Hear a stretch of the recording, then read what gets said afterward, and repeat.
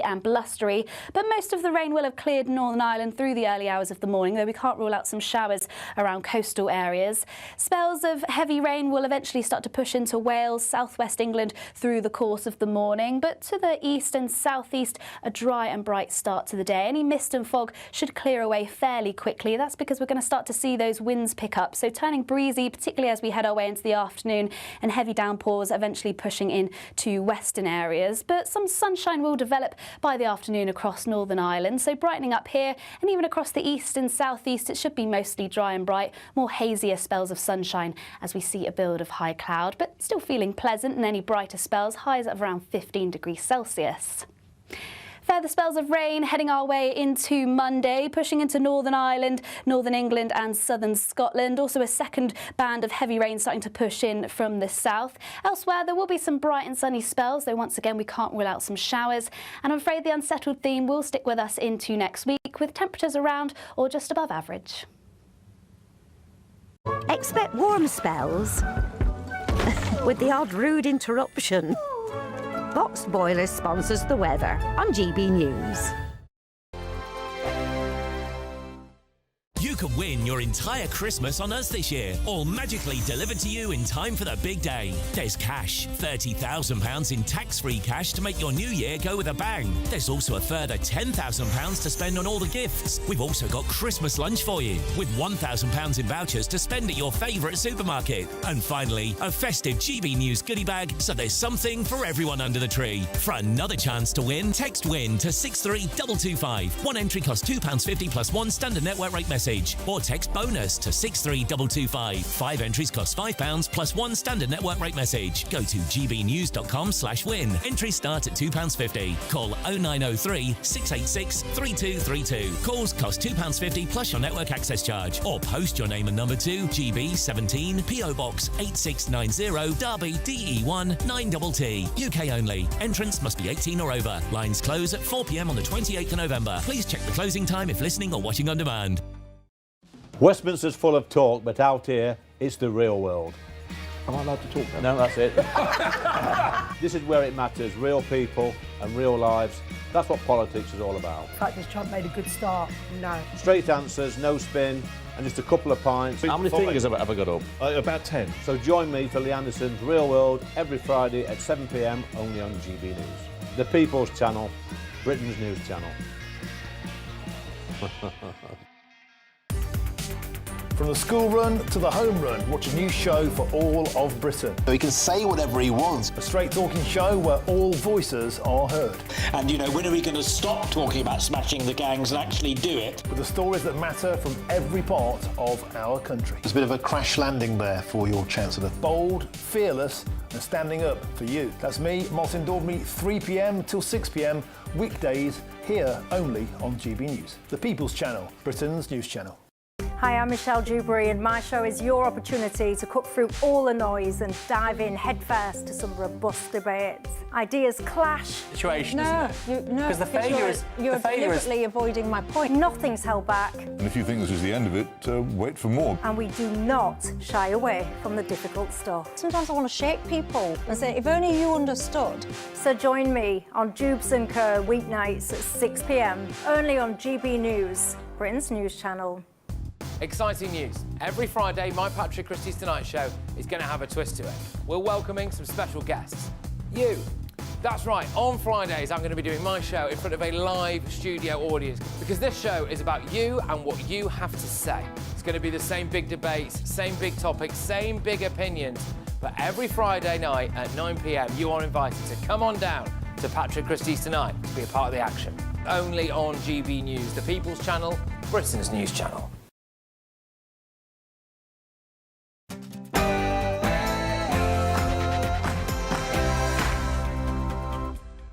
Good evening, it's 9 o'clock. I'm Alex Armstrong. Tonight.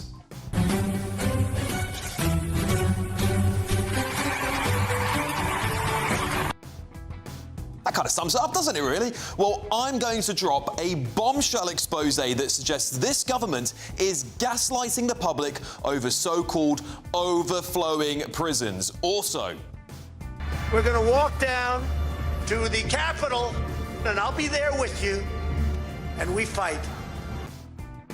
I'm going to verify BBC Verify because someone has got to fact-check the fact-checkers. It comes, of course, after the President of the United States claims he's going to war with the British Broadcasting Channel in yet another scandal. And the parents of one of the child's Southport victims, Elsie Stancombe, says the killer's family are distancing themselves from the truth. It is a damning accusation, and it forces a tough question, doesn't it? Should parents bear responsibility for the actions of their children? Also, we change our plan, not changing the conversation. Change and reform are coming. Yeah, well, change might be coming sooner than you think, Sakir, because a new report suggests Labour MPs are plotting a coup against the most unpopular Prime Minister in history. And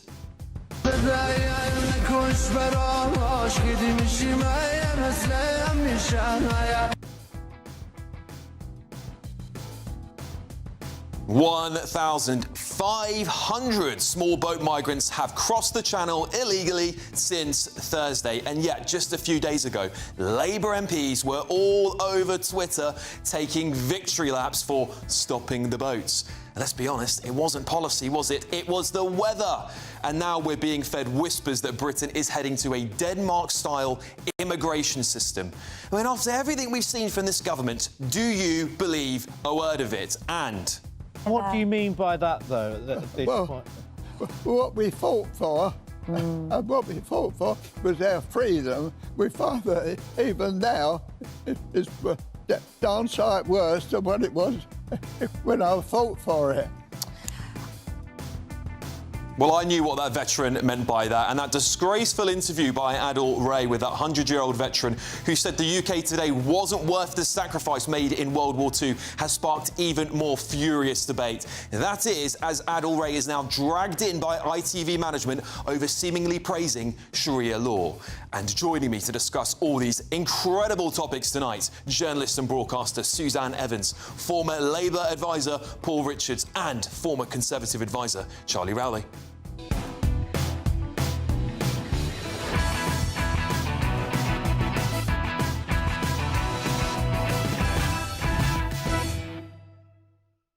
And this is the new mayor of New York City. I don't have an experience, I make up for an integrity. And what you don't have an integrity, you could never make up for an experience. Well, your Saturday evening is just getting started. But first, let's get your news with Bethany Elsey.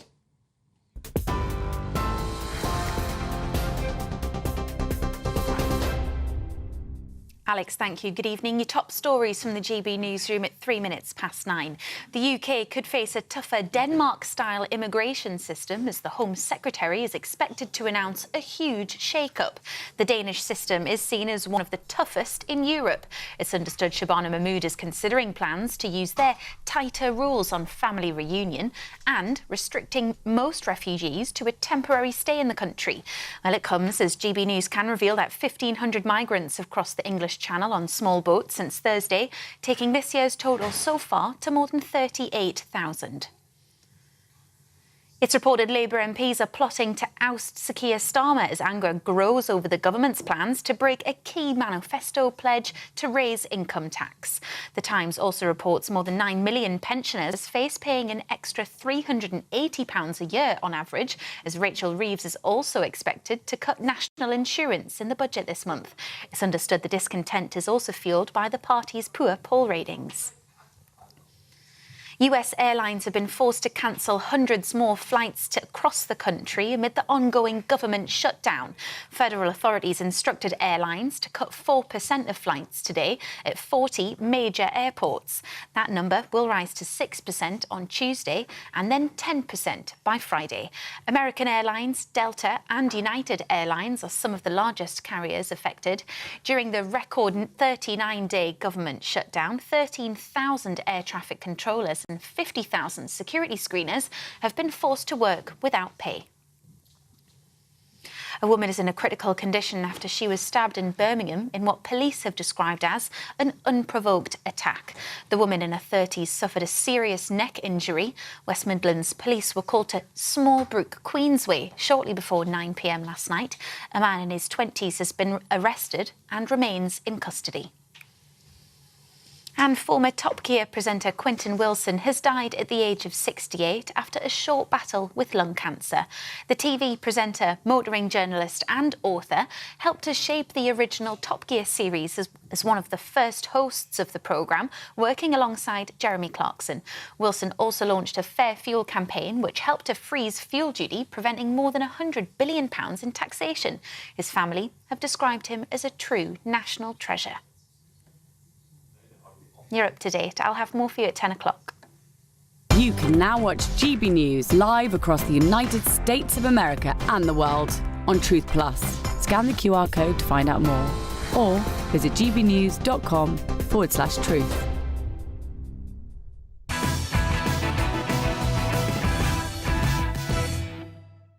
Well, good evening. Tonight, this is Verify, BBC Verify. Alex, what's the most surprising thing you've done to combat disinformation? Ah, yes, disinformation, my expertise. Well, I had to contact BBC Verify because they said that an Israeli airstrike destroyed a hospital in Gaza. Whoopsie. Actually, it was a Palestinian rocket, and BBC Verify were peddling Hamas disinformation. Bit sassy, wasn't it, really? There we go. Hasn't the BBC, though, just become an utter joke? And I'm just making a parody of it because, of course, they have got an advert out that essentially talks about all the misinformation they've caught. Well, actually, they've been caught red-handed time and time again, exposed for their misleading reporting and what I think is propaganda. Yes, the broadcaster, who most of you will be forced to pay a licence fee for, essentially a tax, was recently caught, accused of allegedly doctoring a video of the United States President Donald Trump. Well, that was in a documentary timed, oh so very conveniently, just before the United States presidential election. BBC Panorama, that is. They're meant to be an investigative reporting programme, but they edited a clip of Trump to essentially depict him as inciting violence, didn't they? Well, Caroline Leavitt, the White House press secretary, didn't mince her words. She said this purposefully dishonest, selectively edited clip by the BBC is further evidence that they are total 100% fake news that should no longer be worth the time on the television screens of the great people of the United Kingdom. And get this, she says every time she and Trump are in the United Kingdom in a hotel, flipping on the Beeb ruins her day with its blatant propaganda and lies. And well, a damning dossier reported in The Telegraph exposes 10 shocking anti-Israel scandals, and Gaza is ground zero for it all. Take BBC Arabic. Well, according to this dossier, they appeared to admit heartbreaking stories of Hamas hostages from October the 7th, while gleefully amplifying every accusation against Israel. 3 times more coverage of Palestinian suffering than Israel, painting the Jewish state as the eternal villain. Or what about the Yazidi girl enslaved by ISIS and rescued from Gaza? Well, English BBC celebrated her liberation, but the Arabic BBC apparently twisted it to spotlight Hamas denying Israel's role, as if the terrorists deserved the benefit of the doubt. And just a few days ago, the BBC Verify removed a thoroughly wrong article that seemed to suggest car insurance companies were racist, where the article presented there was an ethnic penalty with seemingly zero evidence applied to it. So much for verification, eh? And don't get me started on the trans debate. A leaked 8,000-word bombshell from former BBC Standards advisor Michael Prescott accuses them of effective censorship, claiming that they essentially are burying any voice that doesn't genuinely reflect the activist script. Well, Prescott ripped BBC Verify to shreds, exposing how this 60-strong independent unit is just another echo chamber for leftist spin, churning out errors on everything from farmers' protests to election myths without a shred of self-scrutiny. Meanwhile, Martine Croxall, the veteran presenter they suspended years ago for the high crime of asking a straightforward question about Scottish independence that didn't toe the party line. And just this week, they've upheld complaints against her for daring to correct their auto-cue live, on air, swapping, as you've now infamously seen, pregnant people for the biological reality of woman, complete with a farcical expression branded a breach of impartiality. Aged, pregnant people, women, and those with pre-existing health conditions need to take precautions. Oh, the outrage. How dare she? How dare she? Well, 20 complaints. That's all it was. That's all it was, 20 complaints. I'll get 20 complaints by the time this rant is over, I can guarantee you that. But it stinks, doesn't it? They want to uphold this woke, far-left moral purity over a newsreader, using the word woman and expressing herself, all while they suspend her for daring to correct their auto-cue to widely accepting that term. You cannot make it up, can you? And on top of all of that, they're happy to push out a doctored clip of Donald Trump, the President of the United States. At what point do we say it's time to defund the BBC? Well, let's get the thoughts of my brilliant panel tonight. Journalist and broadcaster Suzanne Evans, former Labour advisor Paul Richards and former Conservative advisor Charlie Rowley. Well, Charlie, I'll start with you, because I've given a litany there, of course, multiple reports where, you know, the Verify service, the place where people are going to be told, as their advert says, to go for trusted reporting, well, it's not been completely trustworthy. What would you make of that? Well, first of all, it's nice to see your younger brother in the office doing that VT. Much younger brother being interviewed. Look, I've been on a bit of a journey with the BBC because I think the fundamental principles of inform, education and entertainment, what's the founding principles of the BBC, are the right ones. But they've gone way off the mark now.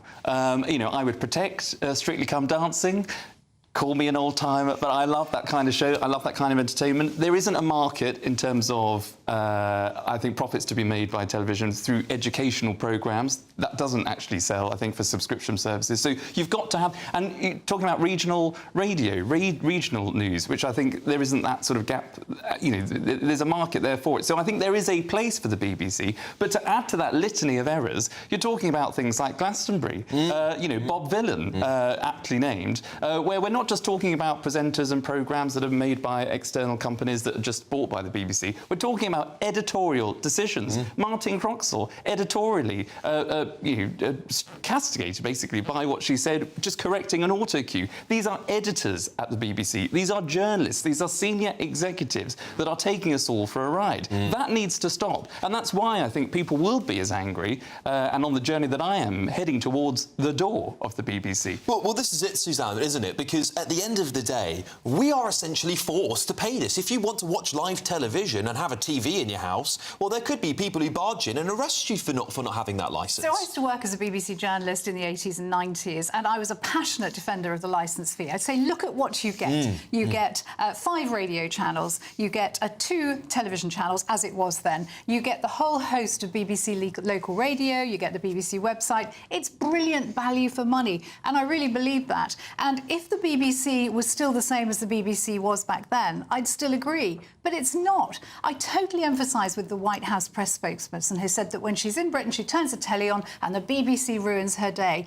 The pinnacle of my career, one of the things I felt most proud of, was when I did a report for the BBC Radio 4 Today programme, the flagship news programme. Now, I can't listen to it. I used to wake up to it. Now, I don't, because within seconds, I am screaming at my radio because the bias is so obviously left-wing. There's an agenda. You know, it's pro the trans debate. It's anything to do with climate change is taken as gospel. It's socially liberal. It's anti-populist. terrorist, it hates Brexit, it's a pro-Islam, anti-Christian bias. And it's rabid in the BBC now, and I can't support that. So in answer to the question, should we defund the BBC? Absolutely. Time to scrap the licence fee completely. It's a complete nonsense that people should pay for basically propaganda. Well, Paul, this is the problem, isn't it? If it was an optional choice where you could watch the BBC and pay for it yourself, no problem. I believe in a free market. People will then choose to go and watch it if they want to. But unfortunately, that is not the case at the moment, is it? We must really... obviously it is optional to watch the BBC, but realistically, you kind of are trapped into paying the licence fee. Well, it's what we would call a I can't even remember the word now. It's a dedicated tax, isn't it? Yes. Hypothecated tax. And the idea is you have a national broadcaster paid for this small amount of money that we all pay each year for the kinds of service that Suzanne actually has described very well. Local radio, big dramas, the wildlife shows, the things that a commercial station simply wouldn't be able to afford. And I would just... Well, Netflix do it. Netflix have all these things and they're a paid-for subscription service. I don't think you can compare Netflix to the BBC. Why? In terms of its scope and the kind of quality of the programming. And I think we have to be careful here, because if you throw the baby out with the bathwater and end up with a media market in the UK that is the same as the States or some of the European countries, the quality is appalling. Caroline... The quality is appalling. You took the words out of my Well, mouth. I think it's fair to say that on Panorama, disaster, deputy heads must roll. I think on Deputy heads, not Davy, no? Glastonbury, an absolute disgrace. Somebody should have lost their job over that. But these are one-off moments in a long history of impartial broadcasting and good quality journalism. You're right, and I would agree with Suzanne said, back in time, I think the BBC was a bastion for what was for Great Britain. Yeah. But now that isn't the case. So we can't just say, because of things in the past, we must keep paying 12 million people. 12 million people this week watch Celebrity Traitors. Now, I don't think that would... a commercial company would imagine you charge them all £10 a month, how much money the BBC would make from that. And that's the reality, isn't it? I'm not saying Tim Davie cut his teeth, don't forget, a BBC commercial. So he is a commercial-minded person. And Pepsi, before that, when I knew him in the 90s, he was working for Pepsi. He was a Conservative council candidate, right? So he's not a woke, liberal, Labour but he doesn't have all the editorial decisions, does he? He is someone who sees the commercial possibilities. And actually, in the Charter review that's going on at the moment, I suspect there will be more commercialism slipping into it, and the Charter won't be renewed, I don't think, in its entirety, just as it is now. But you can't throw the baby out with the bathwater and get rid of the BBC completely. I'm not suggesting we get rid of the BBC completely, but I think it should be able to fund itself. And what you've just said about something like Celebrity Traitors, yes, phenomenally popular. People will pay for that. What I object to really strongly is that we've moved so far away from those values when I was working at the BBC, when balance was everything, you had to report the facts. And now you're having to pay for propaganda, and frankly, there are so many more channels now, so much more. But I don't mind. I'm sorry to interrupt you, because I want to give Charlie a very brief last word on this, and I've got to read some replies. Well, both Paul and Suzanne are right. It's about the service that you expect, but it's the output of that service. And when you have blatant propaganda on Panorama, whether it's through the Trump cutting or doctoring, or whether it's through the Gaza mockumentary, which was obviously put together by a Hamas. I mean, how on earth can the BBC allow that to happen? That's what gets people really riled up. And exactly, and if it's good quality, people will pay for it. And I think actually when you put the capitalism into the market, actually the BBC will end up having to be better because people will have choice. That's all I think. Anyway, there we go. Breaking tonight, however, in a statement, a BBC spokesman has said this. The BBC chairman will provide a full response to the Culture, Media and Sport Committee on Monday. So we are now looking ahead to Monday when that new, of course, statement will be released, I suspect, on some of the things we spoke about tonight. Can't wait. Well, yes, indeed.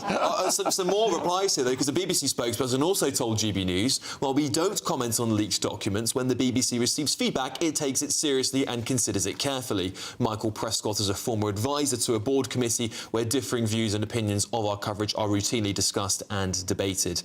And in reference to car insurance. A statement was published by the BBC.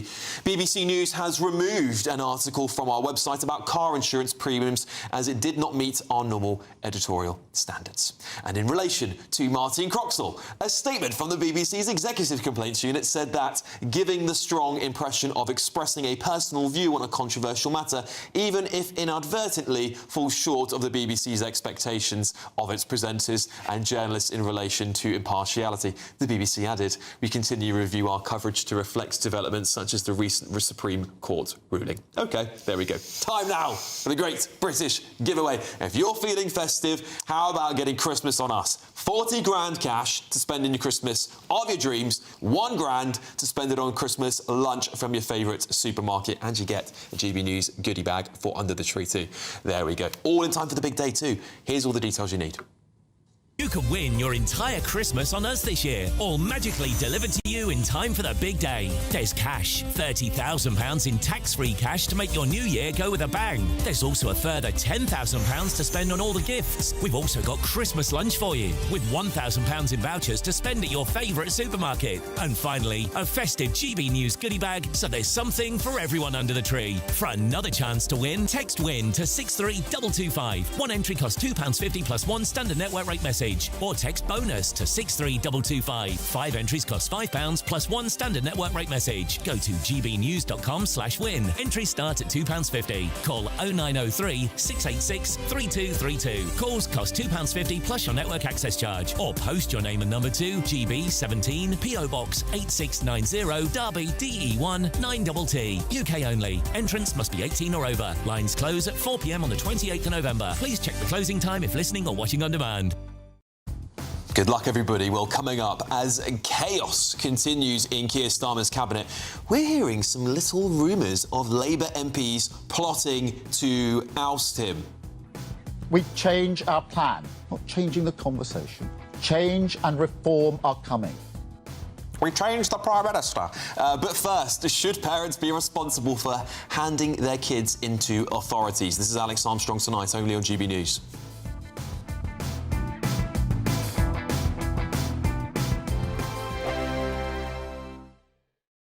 Westminster's full of talk, but out here, it's the real world.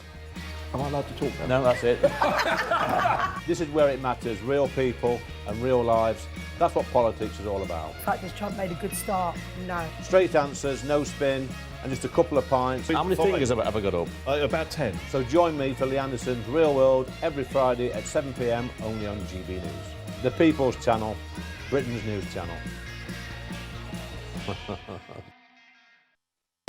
You want to know what's really going on in the corridors of power? Labour don't know what to do with you half the time, and that makes you quite lethal in the chamber. Get behind the headlines with Chopper's Political Podcast. Join me, Christopher Hope, as I sit down with the great and the good of British politics. We'll see where this ruling takes us. These are the stories shaping our nation. Chopper's Political Podcast, available now on all platforms. Listen in and stay ahead. Britain deserves a newsroom that puts the facts and your voice first. Well, and that's what you get on GB News. Lively debates, lively conversation. And we're not afraid to hold power to account. And each other. So join me, Andrew Pierce. And me, Miriam Gates, for Britain's Newsroom, weekdays from 9:30 on GB News.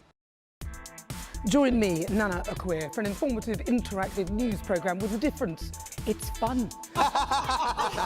No, he didn't say that, Dave. I'm so surprised. I think there's an element of truth to that. Join me from 3 p.m. every weekend, only on GB News, Britain's news channel. At GB News, we love to hear from you, our loyal community. So drop us a line at gbnews.com/yoursay. There, you can talk to each other and also to the presenters live on air. gbnews.com/yoursay, because GB News is your channel, Britain's news channel. 5 hosts, 5 opinions, 5 fearless debates, 5 unfiltered takes on the day's news. 5 reasons not to be anywhere else on Saturday night. This is the Saturday Five. You got me good there. Britain's biggest Saturday night TV show. It's not a bad brand. Yeah. Uncensored. Very, very racy tonight on the unpredictable. What does she say? Can you translate it for us? And always entertaining. And how can a country go from being led by William Wallace to Saturday nights from 6 p.m. only on GB News, the People's Channel. Britain's news channel. You're going to want to stay tuned, trust me. In the GB newsroom, we bring you the news as it happens. With our team of dedicated journalists across the UK, we're ready to keep you up to date with what's happening every half an hour, every single day. Bulletins here on GB News, the People's Channel, Britain's news channel.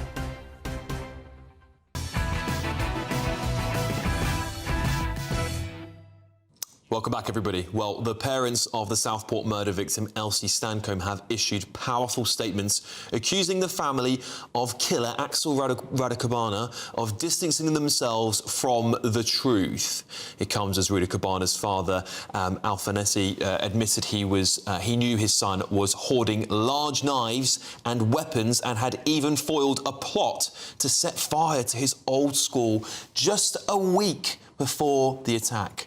Well, Jenny and David Stancombe, whose 7-year-old daughter was among the 3 girls killed, said the killer's parents should be held to account.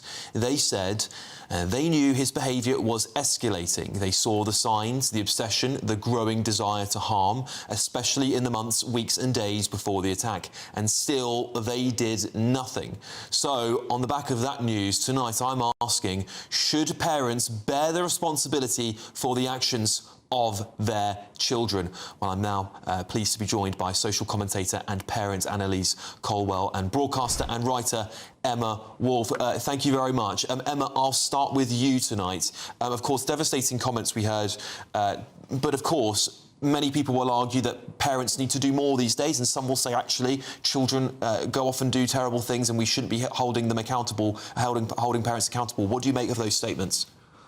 Well, look, let's be clear, this was appalling parenting. You do not raise a killer and expect to be called a good parent. But we don't know anything about their education, their levels of communication, their aptitude, their intelligence. The fact is that these parents cannot be held to account. There is no test for being a parent. What's far more, and my heart goes out, I'm a parent too, to a very young child. And my heart absolutely goes out to the parents of these 3 beautiful little girls. Let's just say that first.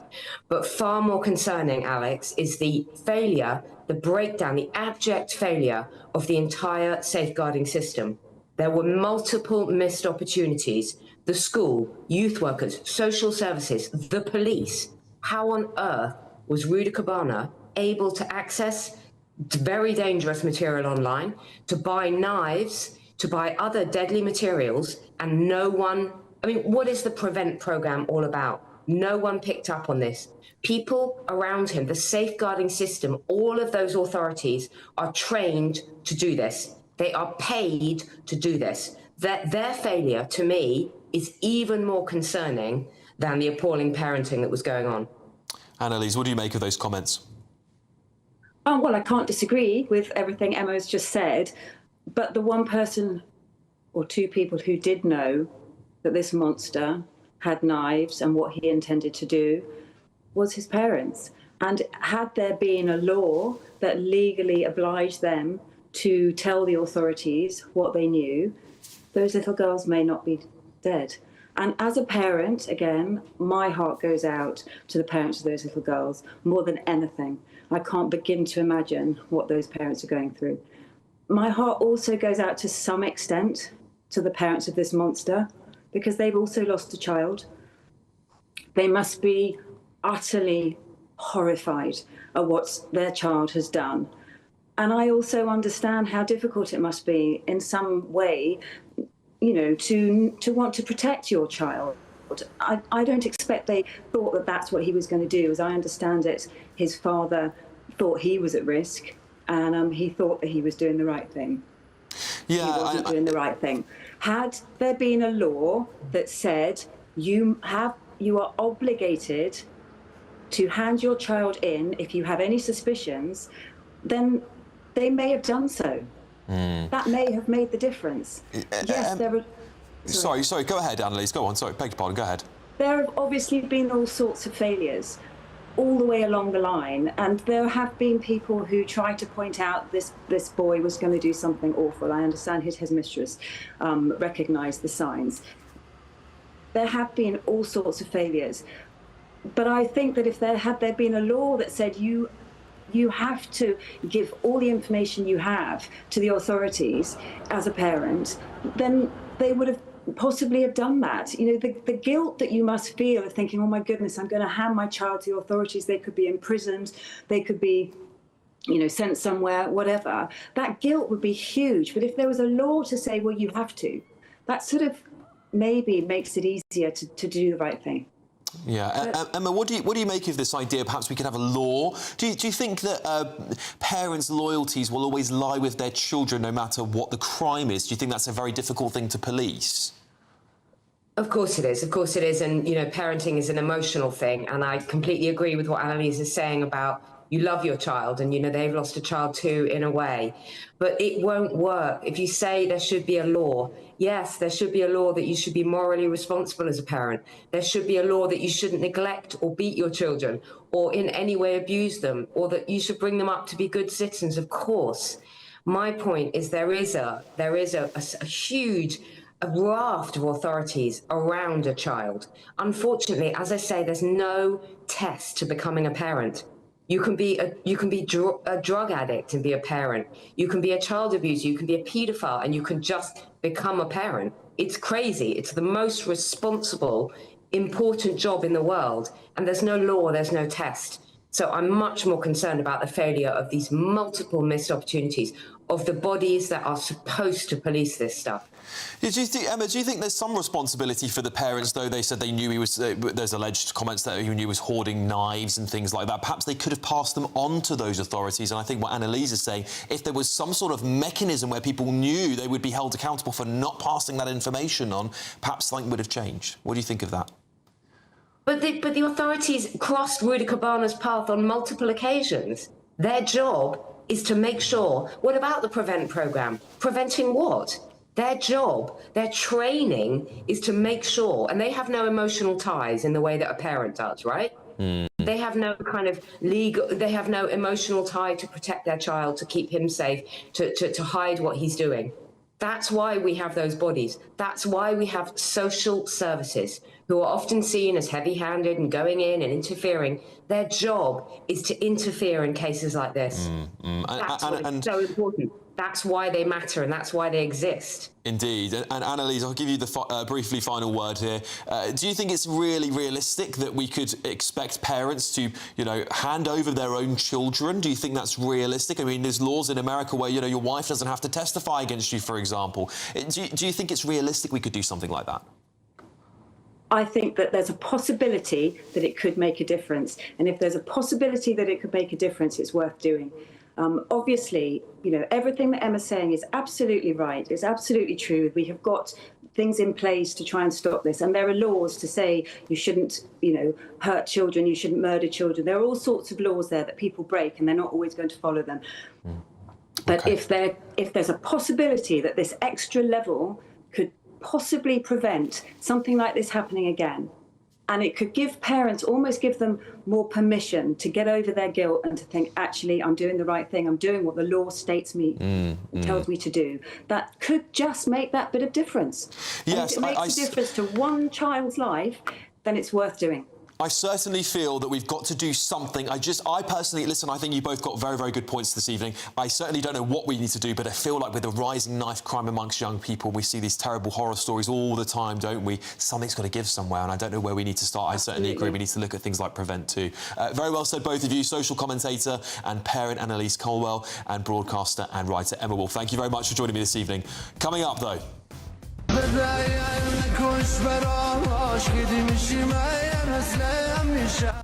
As Shabana Mahmood comes under mounting pressure to tackle Britain's open borders, some progressives in her party think her Danish-style system is far right. But first, as chaos continues cooking in Keir Starmer's cabinet, we're hearing more little whispers of Labour MPs plotting to oust him.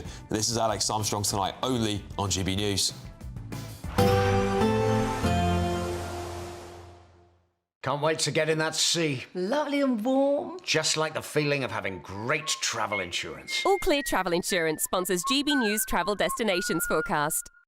Heavy thundery rain is heading towards parts of Spain and Portugal as we go into next week. But before that, the heavy thundery downpours across the Balearics through today, now heading eastwards across into parts of the central Med and going to affect Italy as we go through tomorrow, could cause some impacts. Further west, turning drier, albeit across western parts of Portugal and Spain. A front is going to be moving in, and this could bring some downpours as we go through next week. Otherwise, a lot of dry weather for many. All Clear Travel Insurance sponsors GB News travel destinations forecast. Hello there, good evening. Welcome to your GB News weather update from the Met Office. Clear skies this evening means it will be feeling chilly, turning wet and windy from the west though, and it's often going to remain unsettled as we head our way into Monday. For the time being though, we have had some sunny spells this afternoon, soon being replaced however by cloud and outbreaks of rain, pushing their way in from the west as a frontal system pushes through. So more clouds, some spells of at times quite heavy and blustery rain, particularly across Northern Ireland as we head our way further into the early hours of Sunday. But to the south of this, a very different story. Mostly dry, plenty of clear skies, so feeling chilly overnight, and it's likely we'll see some mist and fog by the time we reach Sunday morning. Now, there is going to be some unsettled weather for the second half of the weekend. Mostly cloudy across Scotland, some spells of rain at times, particularly in the west where it could be quite heavy and blustery. But most of the rain will have cleared Northern Ireland through the early hours of the morning, though we can't rule out some showers around coastal areas. Spells of heavy rain will eventually start to push into Wales, southwest England through the course of the morning. But to the east and southeast, a dry and bright start to the day. Any mist and fog should clear away fairly quickly. That's because we're going to start to see those winds pick up, so turning breezy, particularly as we head our way into the afternoon, and heavy downpours eventually pushing in to western areas. But some sunshine will develop by the afternoon across Northern Ireland, so brightening up here and even across the east and southeast, it should be mostly dry and bright, more hazier spells of sunshine as we see a build of high cloud, but still feeling pleasant, and any brighter spells, highs of around 15 degrees Celsius. Further spells of rain heading our way into Monday, pushing into Northern Ireland, Northern England and southern Scotland. Also a second band of heavy rain starting to push in from the south. Elsewhere, there will be some bright and sunny spells, though once again we can't rule out some showers. And I'm afraid the unsettled theme will stick with us into next week, with temperatures around or just above average. Britain deserves a newsroom that puts the facts and your voice first. Well, and that's what you get on GB News. Lively debates, lively conversation. And we're not afraid to hold power to account. And each other. So join me, Andrew Pierce. And me, Miriam Gates, for Britain's Newsroom, weekdays from 9:30 on GB News. At GB News, we love to hear from you, our loyal community. So drop us a line at gbnews.com/yoursay. There you can talk to each other and also to the presenters live on air. gbnews.com/yoursay, because GB News is your channel, Britain's news channel. Join me, Nana Akweer, for an informative, interactive news programme with a difference. It's fun. No, he didn't say that, Dave. I'm so surprised. I think there's an element of truth to that. Join me from 3 p.m. every weekend, only on GB News, Britain's news channel.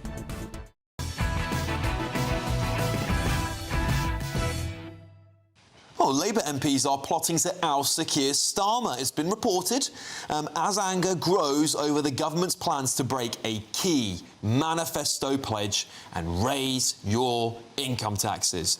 This is all despite Number 10's recent efforts to engage with more backbenchers while inviting rebellious backbenchers back into the fold. And that's as Labour's poll ratings continue to plummet. Is there any way back for the Labour Party? We're now joined by former Labour advisor Stella Shantikidou. Stella, thank you very much for joining me. Of course, it's not looking good for Keir Starmer in the polls, isn't it? And we're seeing a lot of these reports suggesting that some of the newer Labour elected MPs are looking at the mechanisms, they're considering who their options are. And we saw, of course, very recently, Angela Rayner give her sort of resignation speech, should we say, from government. And there was a lot of MPs there, including the Chancellor. And these people don't have to be there, do they? So are we looking at Angela Rayner perhaps sitting in the shadows waiting to pounce?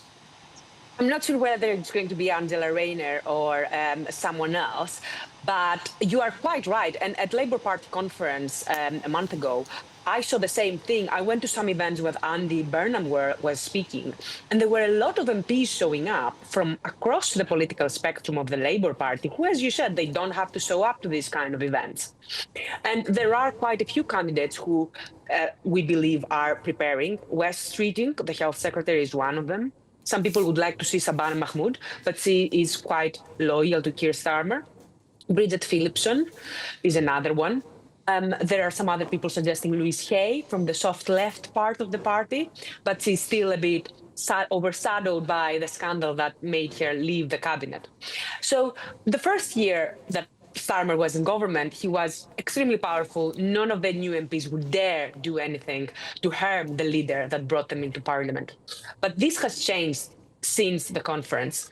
And because his speech was quite good at Labour Party conference, that made people feel like, okay, let's give him a few more months.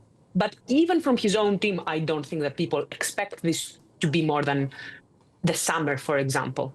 And I think the only reason why we haven't seen a direct challenge to Keir Starmer or Keir Starmer showing that he's considering resigning sooner than Christmas is so that he can give enough time to whoever is going to be his succession candidate to prepare his campaign so that whenever it is the time that the challenge comes or whenever it is that Keir Starmer perhaps decides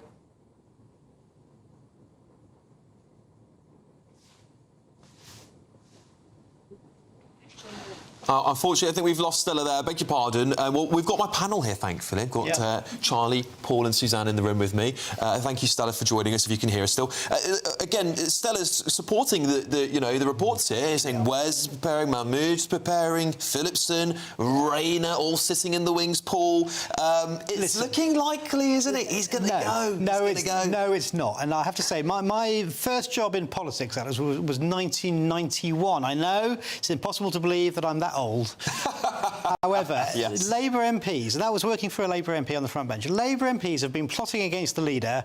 Every year there's been a Labour Party, right? This is just part of the DNA. It's not different. This is the gossip, most unpopular Prime Minister in history. They're all looking at their jobs going, I've only got 2.5 years left at this rate. Absolute garbage. And you know, you have to get 80 Labour MPs to sign up for this nonsense. I think you're going to get 80 rebellious ones. And unlike the Brown Blair era that I was when I was in government, and obviously with Brown in the wings, unlike then, there is no obvious replacement for Keir Starmer. So now is the time to circle the wagons around Keir. He's going to be our candidate into the election, the general election. Great news, and we need to great news for Nigel Farage and everyone else. We shall see. He won a majority last time. Suzanne, listen, he is the most unpopular Prime Minister in history now, the most unpopular government for a very long time as well, even beating the lows of the mini-budget under Liz Truss.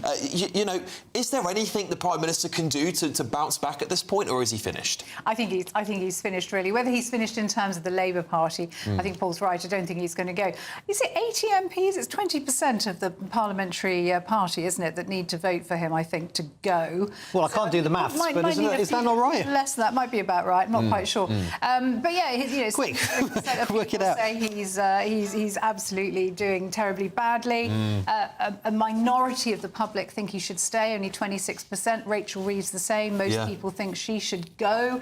It's the worst government I can remember. But they said that about... Can I just make a very quick point, though? Because I want to get Charlie. It's the same as Thatcher after 2 years. She was the worst Prime Minister ever. The plots were against her. She pulled it round and won.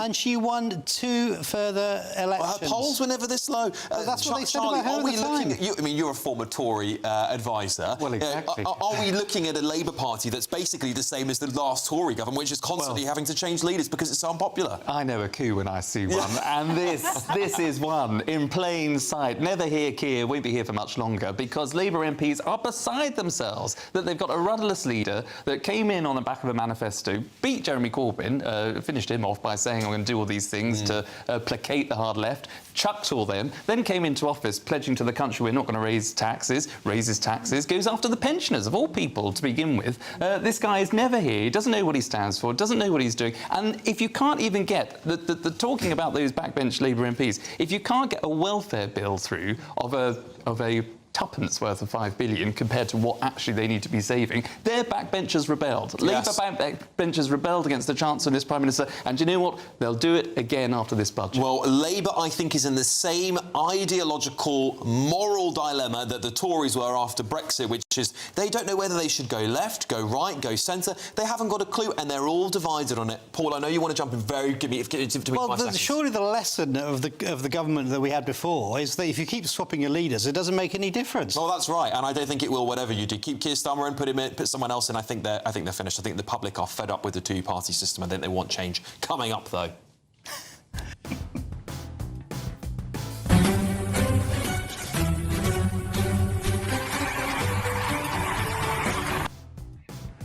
He could be Prime Minister next, why not? Everyone have a pop at it as 4 prisoners are freed mistakenly and still walking our streets. Is it time for David Lammy to resign? But first, as Mahmoud comes under mounting pressure to tackle Britain's porous borders, some progressives in her party think this Danish-style migration system she's flouting today is far right. That's next. I'm Michelle Dewberry, this is Jubes & Co with you. Hello everyone, Patrick Christie is here. GB News, Britain's news channel. Access the stories that matter to you. Take the GB News family with you on any device. And as long as you have an internet connection. Tune in to GB News, anywhere on the planet or beyond. GB News, the People's Channel, Britain's news channel. Mornings don't have to be tiresome, especially if you have the right company. Wake up to news as it happens, opinion and debate, and of course, a little bit of entertainment too. Because when the kettle's on, we're on. That's Breakfast on GB News, a show worth waking up for. Every morning from 6 a.m. Only on the People's Channel, Britain's news channel. We'll spread the news, you spread the word. Westminster's full of talk, but out here, it's the real world. Am I allowed to talk now? No, that's it. This is where it matters, real people and real lives. That's what politics is all about. The fact has Trump made a good start? No. Straight answers, no spin, and just a couple of pints. How many fingers have I got up? About 10. So join me for Lee Anderson's Real World every Friday at 7 p.m. only on GB News. The People's Channel, Britain's news channel. You want to know what's really going on in the corridors of power? Labour don't know what to do with you half the time, and that makes you quite lethal in the chamber. Get behind the headlines with Chopper's political podcast. Join me, Christopher Hope, as I sit down with the great and the good of British politics. We'll see where this ruling takes us. These are the stories shaping our nation. Chopper's political podcast, available now on all platforms. Listen in and stay ahead. From the school run to the home run, watch a new show for all of Britain. He can say whatever he wants. A straight-talking show where all voices are heard. And, you know, when are we going to stop talking about smashing the gangs and actually do it? With the stories that matter from every part of our country. There's a bit of a crash landing there for your Chancellor. Bold, fearless and standing up for you. That's me, Martin Daubney, 3 p.m. till 6 p.m, weekdays, here only on GB News. The People's Channel, Britain's news channel. Bold. They are under no illusion. Ray. Are you a human trafficker? Boundless. I've had enough of the nonsense, and I'm not afraid to say it. Don't get this on the BBC. Every weeknight, I tear through the headlines. The smell of gasoline. Should we be worried about it? From Westminster madness to cultural war chaos. What I'm going to do now is they are throwing things out the car as we speak. Get ready, Britain. Here we go. Patrick Christie tonight, weeknights from 9 p.m, only on GB News, Britain's news channel.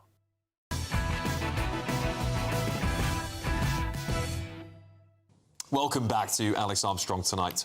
Well, more policy coming out of the Home Office because the UK could be set for a tougher Denmark-style immigration system as the Home Secretary is reportedly set to announce a huge shake-up. It's understood Shabana Mahmood is considering plans to make it easier to remove arrivals from the UK while also reducing the incentives for those seeking to move here. As the penny finally dropped. Well, this comes as 1,500 small boat migrants have crossed the Channel illegally since Thursday. So, could this finally help solve the Home Office's ongoing crisis? And I'm now joined down the line by Reform UK councillor for Datchet, David Buckley. David, pleasure to have you on my show this evening. Are the Labour Party now seeing the polls and going, we're going to have to get really tough on this migration system because Reform are clipping at their heels in places like the Red Wall? Is that why this is happening, David? Yes, absolutely. They've got no ideas themselves and they are just following the lead of Reform. And that's very, very clear. There's no fresh ideas, there's no new ideas. There's zero impact by the government on this migrant issue. They can't deal with it. They're stuck. Would you welcome these sorts of changes? Because Denmark has got some very, very strong rules, including, I'll just read some of them out, I don't know off the top of my head. Family reunions, not really allowed over there. If a refugee has been given residency rights in Denmark, both the refugee and their partner who are applying to join in the country must be 24 years or older. Danish government is saying this is guard against forced marriages. There's lots of stuff here, and it's been deemed far right. Do you think that Denmark's policies are far right? No, I don't think this far right exists in our situation. You know, we're a bit different from Denmark in the respect we have a big stretch of river and channel between us and the next land. So we're totally different from Denmark. That protects us, or should protect us, and it's not. So no, it's not far right. It's the right thing to do. Yeah. Do you think Reform would welcome these kinds of immigration changes if the Home Secretary is going to get tough? I think that we've made our policies very clear, and that's we want the strongest deterrence, and deport is the strongest deterrent. You come here illegally, you will be deported. And that is a very, very clear deterrent. We don't need any other rules or regulations. That's a strong policy decision, and that protects our borders and protects our citizens, and that's what is needed. Indeed. Thank you so much for joining me, David Buckley, Reform UK councillor for Datchet there. Thank you very much. I've got my panel back in the room here with me. Charlie, look, the Tories failed to really grasp the need for radical immigration change. And, of course, now we talk about this quite often. I know Kemi Badenoch is starting to look at this issue a bit more seriously. She's come up with a mass deportations policy. Many people would argue that previous Home Secretaries should have just got on with the job. Was there an issue in the Tory party that stopped this from happening? Yeah, definitely, yeah. I mean, it's, you know, and what government has to do, it has to show now and not tell. For too long, the Tories said we're going to cut immigration numbers from hundreds of thousands to the tens of thousands. It didn't do that. It said it was going to stop the boats before this Labour government adopted Smash the Gangs. It didn't stop the boats. In fact, not a single flight took off to Rwanda before Rishi Sunak called the election, so error. So the government needs to show what it's doing, not just tell the public. So here we are again, a Home Secretary telling the public we're going to get tougher on immigration, we're going to tighten up things here, we're going to only don't care what you say, show us what you're going to do. So this one in, one out business, which is what they are showing us, is a complete farce. Yes. The numbers of prison releases have gone, obviously, escapees have gone up under this government, all of which seem to me, or a lot of them, seem to be foreign criminals who we can't even deport, and if we do deport them, they come back straight on a small boat. It's true. And those numbers have gone through the roof. So this government, it doesn't matter what it says, and what any government says, it's about showing the public that they've got a grip of it and seeing the results, not just telling us what they're going to do, because the public have had enough of it. Totally agree. And Suzanne, it seems to me when we hear the Home Secretary say these things, two things spring to mind immediately. One, Shabana Mahmood wants to be Prime Minister because she looks like she wants to be the woman to solve the crisis for the current Labour government, but I don't think she thinks it's going to get done. Second thing she can deport me if that happens. I'll be off. Yeah, and the second part of this is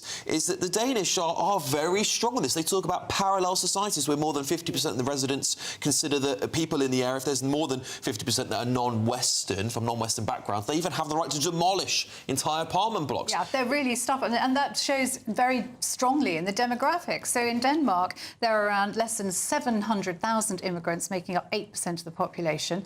In the UK, we have 10 million more than that, 10.7 million, and 16% of the population. So we are almost too far gone to be able to do anything about it, and I think that's how a lot of people feel very frustrated excited about that. So, but yes, we absolutely need something like the Danish system.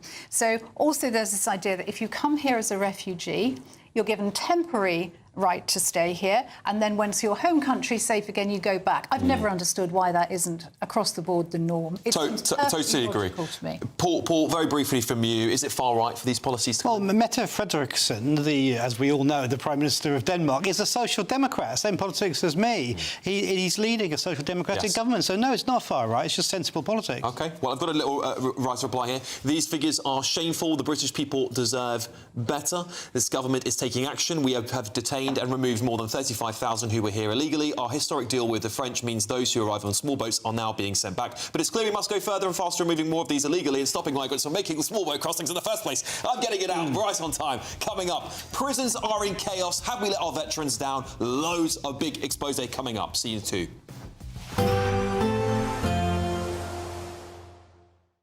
Expect warm spells with the odd rude interruption. Box Boiler sponsors the weather on GB News. Hello there, good evening. Welcome to your GB News weather update from the Met Office. Clear skies this evening means it will be feeling chilly, turning wet and windy from the west though, and it's often going to remain unsettled as we head our way into Monday. For the time being though, we have had some sunny spells this afternoon, soon being replaced however by cloud and outbreaks of rain, pushing their way in from the west as a frontal system pushes through. So more clouds, some spells of at times quite heavy and blustery rain, particularly across Northern Ireland as we head our way further into the early hours of Sunday. But to the south of this, a very different story. Mostly dry, plenty of clear skies, so feeling chilly overnight. And it's likely we'll see some mist and fog by the time we reach Sunday morning. Now, there is going to be some unsettled weather for the second half of the weekend. Mostly cloudy across Scotland, some spells of rain at times, particularly in the west where it could be quite heavy and blustery. But most of the rain will have cleared Northern Ireland through the early hours of the morning, though we can't rule out some showers around coastal areas.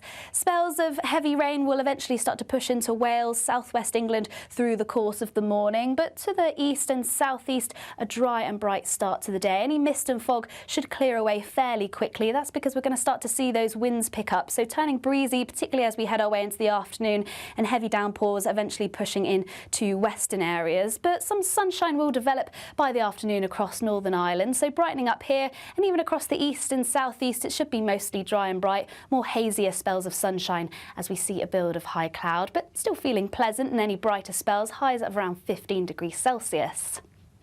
Further spells of rain heading our way into Monday, pushing into Northern Ireland, Northern England and southern Scotland. Also a second band of heavy rain starting to push in from the south. Elsewhere, there will be some bright and sunny spells, though once again we can't rule out some showers. And I'm afraid the unsettled theme will stick with us into next week, with temperatures around or just above average. Expect warm spells with the odd rude interruption. Box Boiler sponsors the weather on GB News.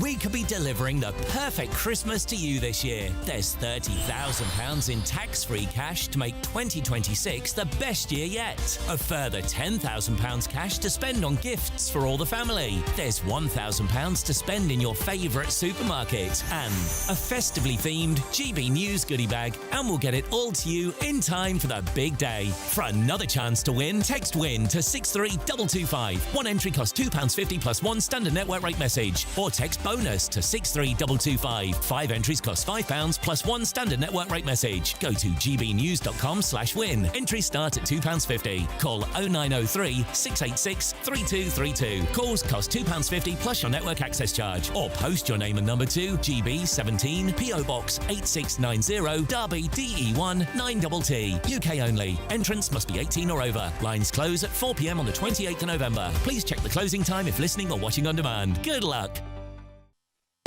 You want to know what's really going on in the corridors of power? Labour don't know what to do with you half the time, and that makes you quite lethal in the chamber. Get behind the headlines with Chopper's political podcast. Join me, Christopher Hope, as I sit down with the great and the good of British politics. We'll see where this ruling takes us. These are the stories shaping our nation. Chopper's political podcast, available now on all platforms. Listen in and stay ahead. No matter the state it's in, this is our nation. Join me, Jacob Rees-Mogg, for a genuine, honest discussion on where we have been, where we are going, and where we are with the people who set the direction. Tune in to State of the Nation every Monday to Thursday, 8 to 9 o'clock. Only on GB News. Exciting news. Every Friday, my Patrick Christie's Tonight Show is going to have a twist to it. We're welcoming some special guests.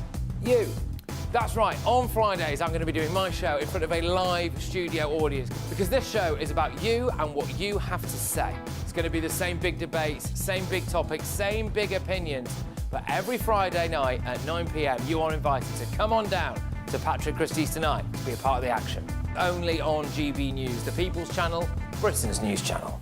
Westminster, the ultimate clique. And you're fighting like rats in a sack. But here on the Camilla Tominey Show, we ask the questions the establishment media is too scared to ask. OK, let me ask you a straight question, because I know you're a straight-talking politician. Whether it's net zero, illegal immigration or law and order, nothing is off limits. You had the power then.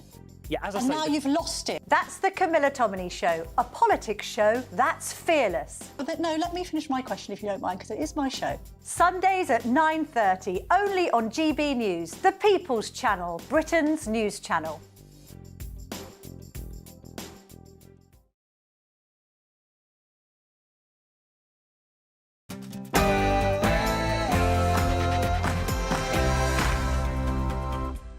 Well, good evening. It's 10 o'clock. I'm Alex Armstrong. Tonight.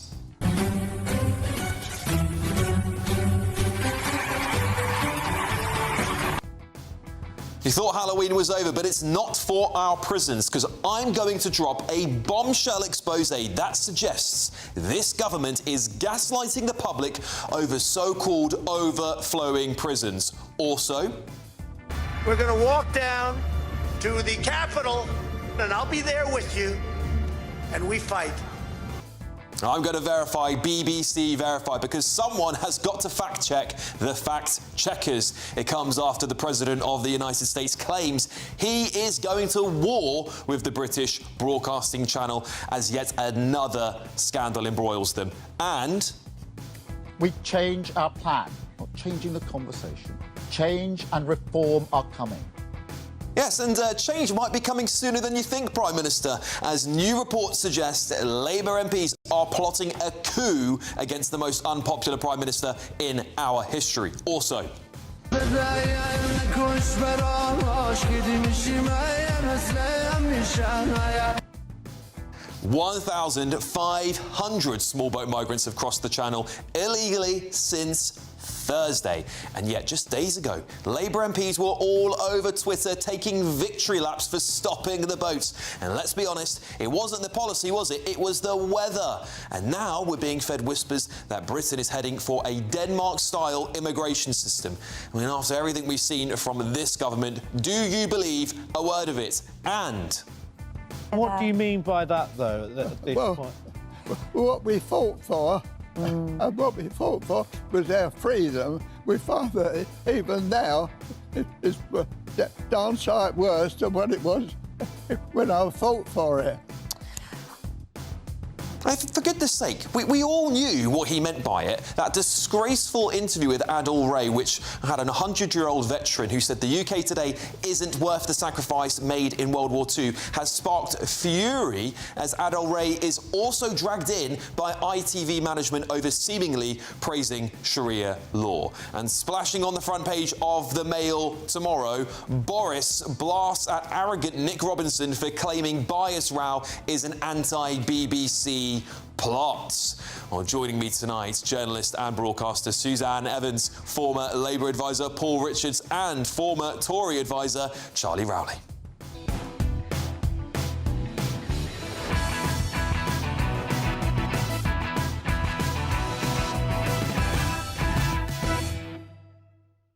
And this is the new Mayor of New York City. I don't have an experience, I make up for in integrity. And what you don't have in integrity, you could never make up for in experience. Well, your Saturday evening is just getting started, but first we'll get your news with Bethany Elsey.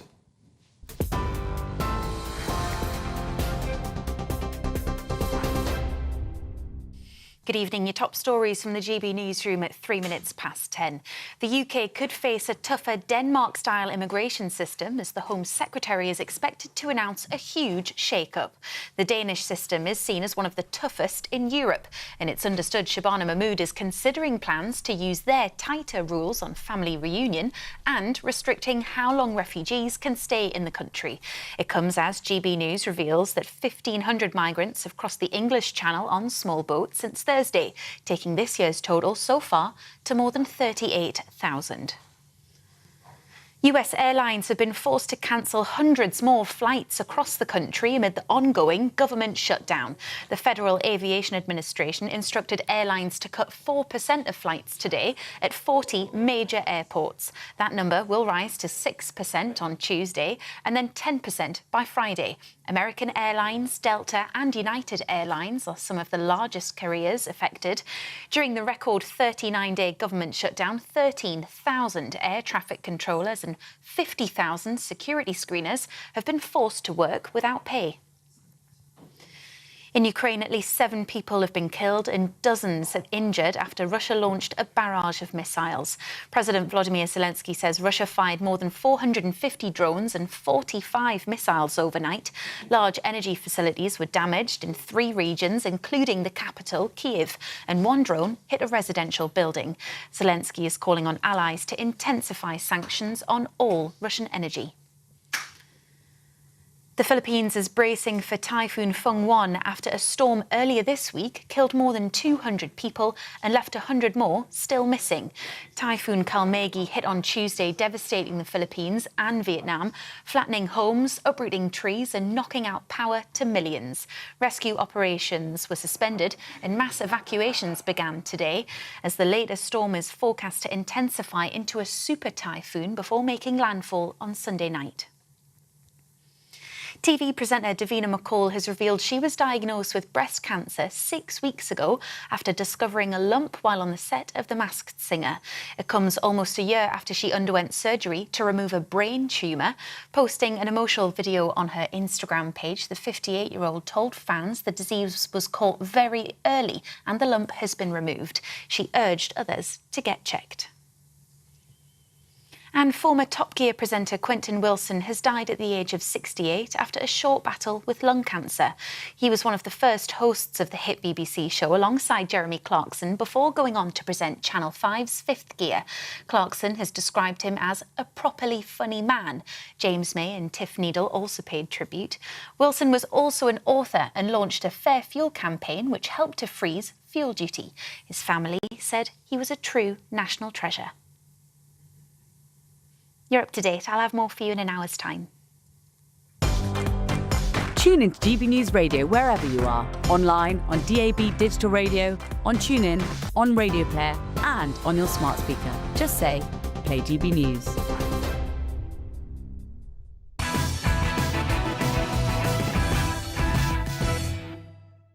And now for a bombshell expose.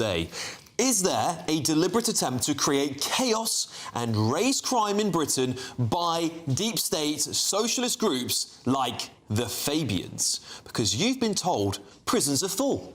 You've been told that we must endure the early release of dangerous rapists and criminals on our streets. You've been told this Labour government had no other choice. Well, well, well. An explosive exclusive by the Daily Express has revealed 3 of our so-called overflowing prisons are apparently sitting there half empty with hundreds of cells gathering dust. HMP Cookham Wood, meant for the young tearaways who terrorise our communities, is barely a third full. 83 scumbags, in my opinion, in a total of 180 spots. Well, that's almost 100 free spaces just in that prison alone. Then there's HMP Millsike, Britain's shiny new £250 million prison with 1,500 beds. And guess what? It's sitting at under 54% capacity with over 700 empty bunks. What on earth is going on here? David Lammy's disastrous Ministry of Justice claims that all male prisoners are over 80% packed, yet 2 facilities are allegedly under half full, with 7 more than a quarter empty. Meanwhile, so-called petty criminals who have unleashed hell on our high streets, domestic abusers who make women's lives a living hell, and prolific druggies are among those that are being fast-tracked out of the system early. And who are these lucky winners of the early release lottery? Well, it's not just petty shoplifters. We're talking about knife-wielding maniacs, sex predators and domestic batterers who've been handed a get-out-of-jail-free card on sentences under 4 years. A man released early from jail by the Labour government was just charged with murder just a few weeks ago on the early release programme. And that's not just an isolated case, by the way. Liam Matthews, who hours after his early release then hunted down and killed a 26-year-old man called Lewis Bell. On top of that, the number of accidental releases has been steadily increasing over the years. But get this, it has more than doubled to 262 since Labour took office. In England and Wales, a whopping 80% of all crime is committed by these same repeat offenders. It's totally nuts, isn't it? Well, the head of the National Police Chiefs Council, Gavin Stevens, has said things will only get worse as thousands more criminals will soon be, again, released on the streets, leaving taxpayers footing an extra £400 million bill in police costs next year. And who's in charge of fixing this utter mess? Well, it's no other than mastermind, champion himself, David Lammy. Chemistry, what French word is used for a tube for transferring measured amounts of liquids? Pass. Wow. Yes, that's the same Lammy who refused to tell the House of Commons if more illegal migrant criminals had been accidentally released early and instead started getting defensive and just shouting. That's why I'm at the dispatch box, also as Deputy Prime Minister. We know that. We've deported more in the last year than they deported in the last 5 years. Please, I'm not going to take any lecture from the Honourable Gentleman. 13,000 more bobbies we are putting on the streets, kicking out 5,000 foreign criminal offenders. I've got to say to the Honourable Gentleman, he should do better. Yeah, well, moments after that, of course, it was exposed that there was illegal migrants out of early release by accident. I mean, you can't make it up, can you? Yet you're shouting at the Tories. With all of this in mind, some of you might begin to ask if there's a political agenda here. Well, I did some digging. The Fabian Society, a group that influences our top Labour brass, you know, the one that's got the logo with the wolf in sheep's clothing in it, well, I found out what they think about all of this. A damning admission which was published in September 2024 on the Fabian Society website, with the author of the opinion piece claiming that the government should, quote, reduce the size of the prison population. And to achieve this, quote, suspending short sentences is a start. Now, this was published a couple of months after Labour took office and then began mass releasing of criminals. You can make up your minds as to whether or not you think there is a socialist agenda at play here, but regardless, it doesn't take away from that bombshell alleged claim that there are, well, hundreds at least, of empty prison cells across the country. Meanwhile, I think you're being gaslit by the government to believe that every prison is overflowing. And there you have it. Let's get the thoughts of my panel, journalist and broadcaster Suzanne Evans, former Labour advisor, who, by the way, is also the current treasurer of the Fabian Society himself, and a former chairman, Paul Richards. I dragged him in especially for this berating tonight, and former Conservative advisor, Charlie Rowley. Well, Paul, we have to start with you, don't we? Now, your society has got this, this opinion piece published. Yeah. I've read some of your, thought work on Fabians, and you're very soft on, crime, punishment. You believe in some cases that actually, reducing prison sentences for those people who commit drug misuse perhaps should be, treated in the community, that prisons perhaps might be a last resort. Is that perhaps correct? The Fabian Society does not have collective policy on anything at all. These are the individual views. Just as if you went on the GB News website, there'll be individuals there there writing opinion pieces, that does not make it the opinion of GB News. It's the opinion of the person who's named on it, right? So that's the first point. Secondly, if we were secretly running the government, I think we'd be doing a better job, frankly. I don't know. You tell me, would you? Well, we're not, I can say. We've been around since 1884 as a Fabian Society, and we've never had so much attention as right now, but it is not a shadowy sect. Why is your logo a wolf in sheep's clothing? It's not. It's an absolute myth. What is it? That logo of the wolf in sheep's clothing was an Edwardian joke by a couple of undergraduates that somehow on the internet now is being our logo, but absolutely isn't the logo at all. It was for a long time a tortoise, believe it or not, on the Aesop's fable of the tortoise and the hare. In other words, slow reform gets you there faster than slow rushing reform around towards communism, perhaps. Towards a more egalitarian society. But anyway, but at the moment we don't have a logo, so there's no logo. Sorry. Right. You got rid of it quickly, eh? Charlie, well, listen, I mean, I want to get back onto the real story. I was just having a bit of fun with Paul on that bit there. But I want to get back on the real story, because the Express are claiming that there's lots of these prison cells sitting empty, yet we are releasing quite dangerous people. I don't think these are petty criminals, by the way. I know we call them petty. I don't think they're petty at all. Do you think we should be doing something about this? Do you think the government should be looking and going, well, perhaps there maybe is some spaces we could use? And maybe whose fault is it that the prisons are overflowing, Charlie? Well, they're not overflowing. That's the problem. That's the bombshell news story. That there's plenty of places there, and I believe them. I believe that there are places there. But what I can't get my head around is why on earth, bearing in mind it did come up at the last Conservative government, it's one of the only things, not the only thing, but one of the good things I think I do rate Rishi Sunak for, is rejecting this early prisoner release. Because when you start to let standards slip like we've seen, early prisoner release, to let criminals that go on to commit more crime again, it's exactly as you said, 80% of people are going through that revolving door of the criminal justice system. But that's when you have... That's what he called the general election, though, isn't he? Because he knew this was a ticking time bomb. That's why he went early. When you let standards slip, when you have an attitude of this government to let people out early, that's when you get prison governors taking their eye off the ball and letting people out willy-nilly who shouldn't be out at all. That's why there's been the over a double number of people that are prisoners. We've got prisoners that have escaped that are on our streets tonight. People will be sitting at home thinking, my God, how on earth have we had 260, whatever it was, criminals released in this year under this government? That figure was far lower under the last government over the last decade. And that's because we refused to let out prisoners early. Now, if there is that capacity, which I think there could be, which is this bombshell story, then these prisoners should be continuing to serve their time in jail. It should be a deterrent to other people that think that if they can commit a crime that they're going to get away with it, because they're not. And I think this whole thing about prison it doesn't work, it does work. These people who commit crimes should be locked up, and not let out early. Well, this is the thing about the early release, Suzanne, because at the end of the day, as data shows, 80% of them go on to recommit, so you're going to need the prison spaces back again in literally months. I mean, some of these people are recommitting crimes in days, so what is the point? I mean, that Keir Starmer's decision to release dangerous, violent criminals early was an absolute disgrace, and as you said, many of them have come back to go on to commit other crimes, including murder. It's absolutely awful. But I think the wider thing here, and this reminds me of COVID lockdowns when hospitals were supposedly completely overflowing, the doctors and nurses couldn't cope,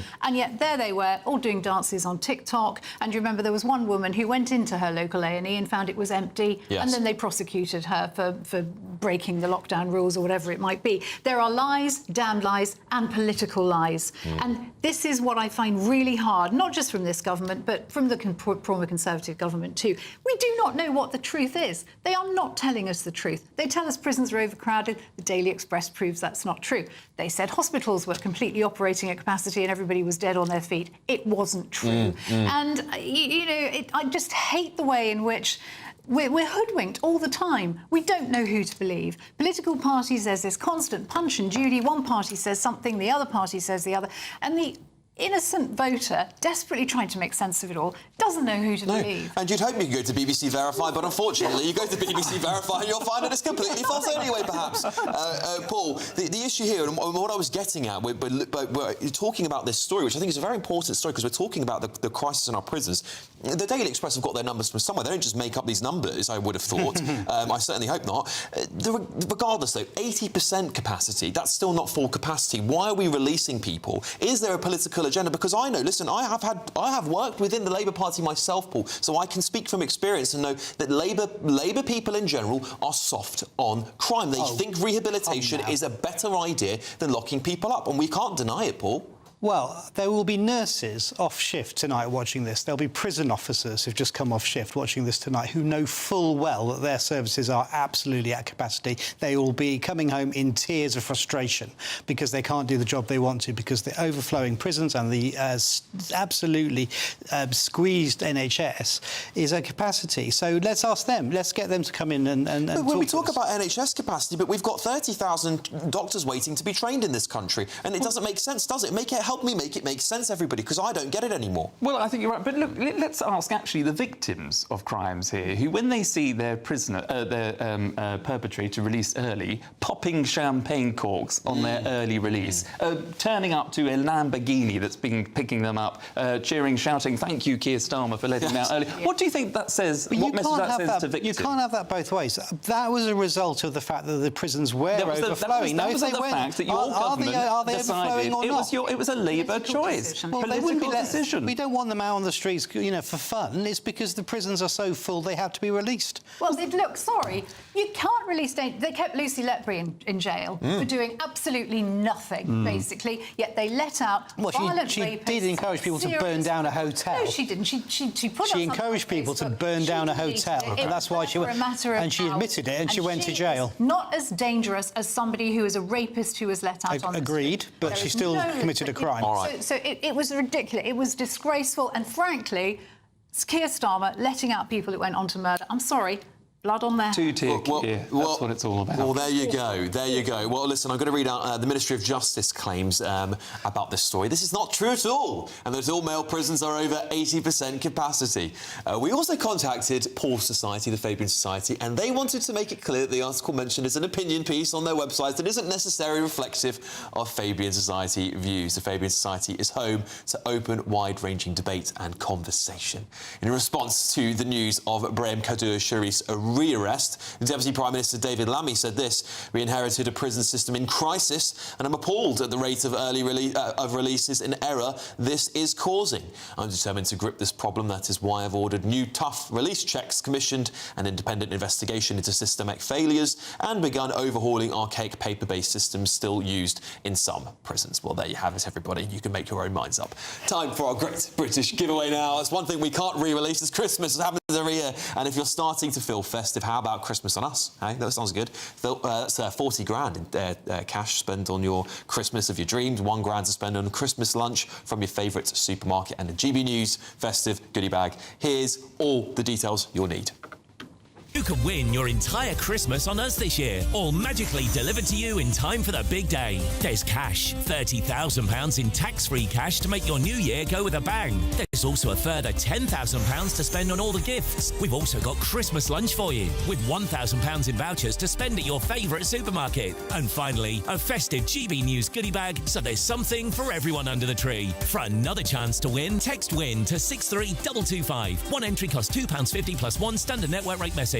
Or text BONUS to 63225. 5 entries cost £5 plus one standard network rate message. Go to gbnews.com/win. Entries start at £2.50. Call 0903 686 3232. Calls cost £2.50 plus your network access charge. Or post your name and number to GB17 PO Box 8690 Derby DE1 9TT. UK only. Entrance must be 18 or over. Lines close at 4 p.m. on the 28th of November. Please check the closing time if listening or watching on demand.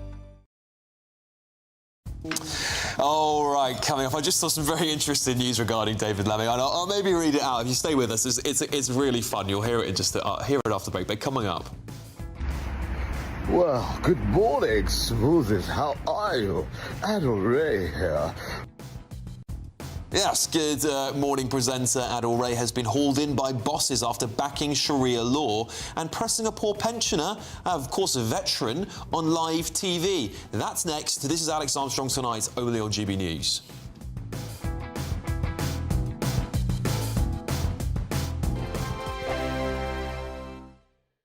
Hi, I'm I'm Michelle Dewberry, and my show is your opportunity to cut through all the noise and dive in headfirst to some robust debates. Ideas clash. Situation, No, isn't it? no, Because the failure is you're deliberately avoiding my point. Nothing's held back, And if you think this is the end of it, wait for more. and we do not shy away from the difficult stuff. Sometimes I want to shake people and say, if only you understood. So join me on Jubes & Co. weeknights at 6 p.m, only on GB News, Britain's news channel. GB News Breakfast, every day from 6 a.m. The Sun reports the former Duke of York has been given 3 months to move out of Royal Lodge and take his 72 teddy bears with him. The Times also leads on the former Prince Andrew, claiming that he quit his fight to stay in Royal Lodge after losing the loyalty of his ex-wife. Telegraph says Sir Keir Starmer was under pressure from his own MPs to remove Andrew from the royal line of succession. And the Daily Mail claims the Prince and Princess of Wales. They're the ones who really pushed for Andrew to be ousted. And The Guardian, it's another Andrew one, I'm afraid, talking about the six-figure sum and annual stipend that he might be getting. Well, joining us to go through what's making the sense of this is writer and podcaster Lewis Oakley and Susan Holder, author and journalist. And let's start with the mounting pressure on Sir Keir Starmer from his own MPs to do more to remove Andrew from the royal line of succession. Don't waste your time. At the end of the day, the country is in a mess. We've got, poverty, we've got appalling rape convictions, we've got, cost of loan crisis. Focus on the real problems. This is so speculative, and in the future, it's done. Just What they leave should it. have done is when they got involved before, in 2013, when they did the Succession to the Crown Act, which changed you going in age, in gender order, it goes in age order, which actually doesn't make any difference to what's coming, because very cleverly, Kate had George, Charlotte, and then Louis. Very clever of her. But they didn't backdate it. If they'd backdated it, it would have gone to Anne, and Andrew would have been way, way, way, way down. And that's what they should have done, but they didn't, and there probably was no need to. But it always works out better for us as a country, doesn't it, than when we have a queen.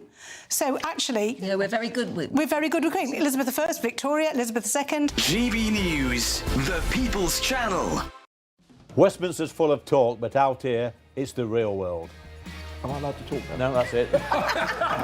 This is where it matters, real people and real lives. That's what politics is all about. In fact, this Trump made a good start. No. Straight answers, no spin, and just a couple of pints. How many fingers have I got up? About 10. So join me for Lee Anderson's Real World every Friday at 7 p.m, only on GB News. The People's Channel, Britain's news channel.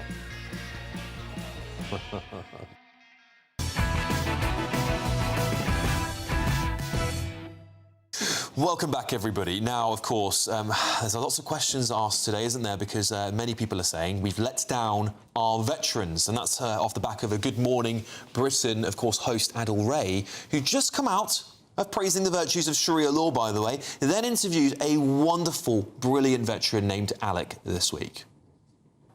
I can see in my mind's eye those rows and rows of white stones of all the hundreds of my friends and everybody else that gave their lives for what?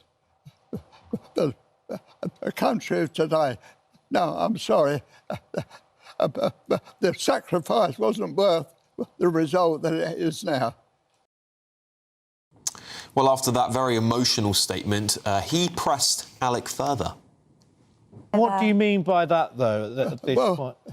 What we fought for, and what we fought for was our freedom. We find that even now it's darn sight worse than what it was when I fought for it. Is he living on the same planet as us, Adil Ray? Hey, what a silly question. What a silly question. We're all feeling that the country's not in a good place, and if a veteran is telling you that, it really begs the reality that some of these established liberal media elites are living in, doesn't it? And this is the same presenter, by the way, who earlier today was reportedly hauled in by GMB bosses over social media posts that appeared to express support for Sharia law in New York. Well, I'm going to bring in my next guest now, Alan Mendoza. Alan, thank you for joining me this evening.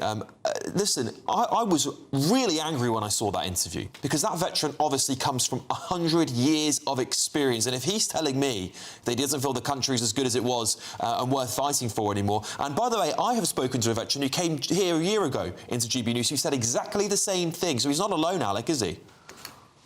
No, not at all. You could see the emotion in his voice, the sacrifice, thinking of the loss of life of people who gave their lives for this country.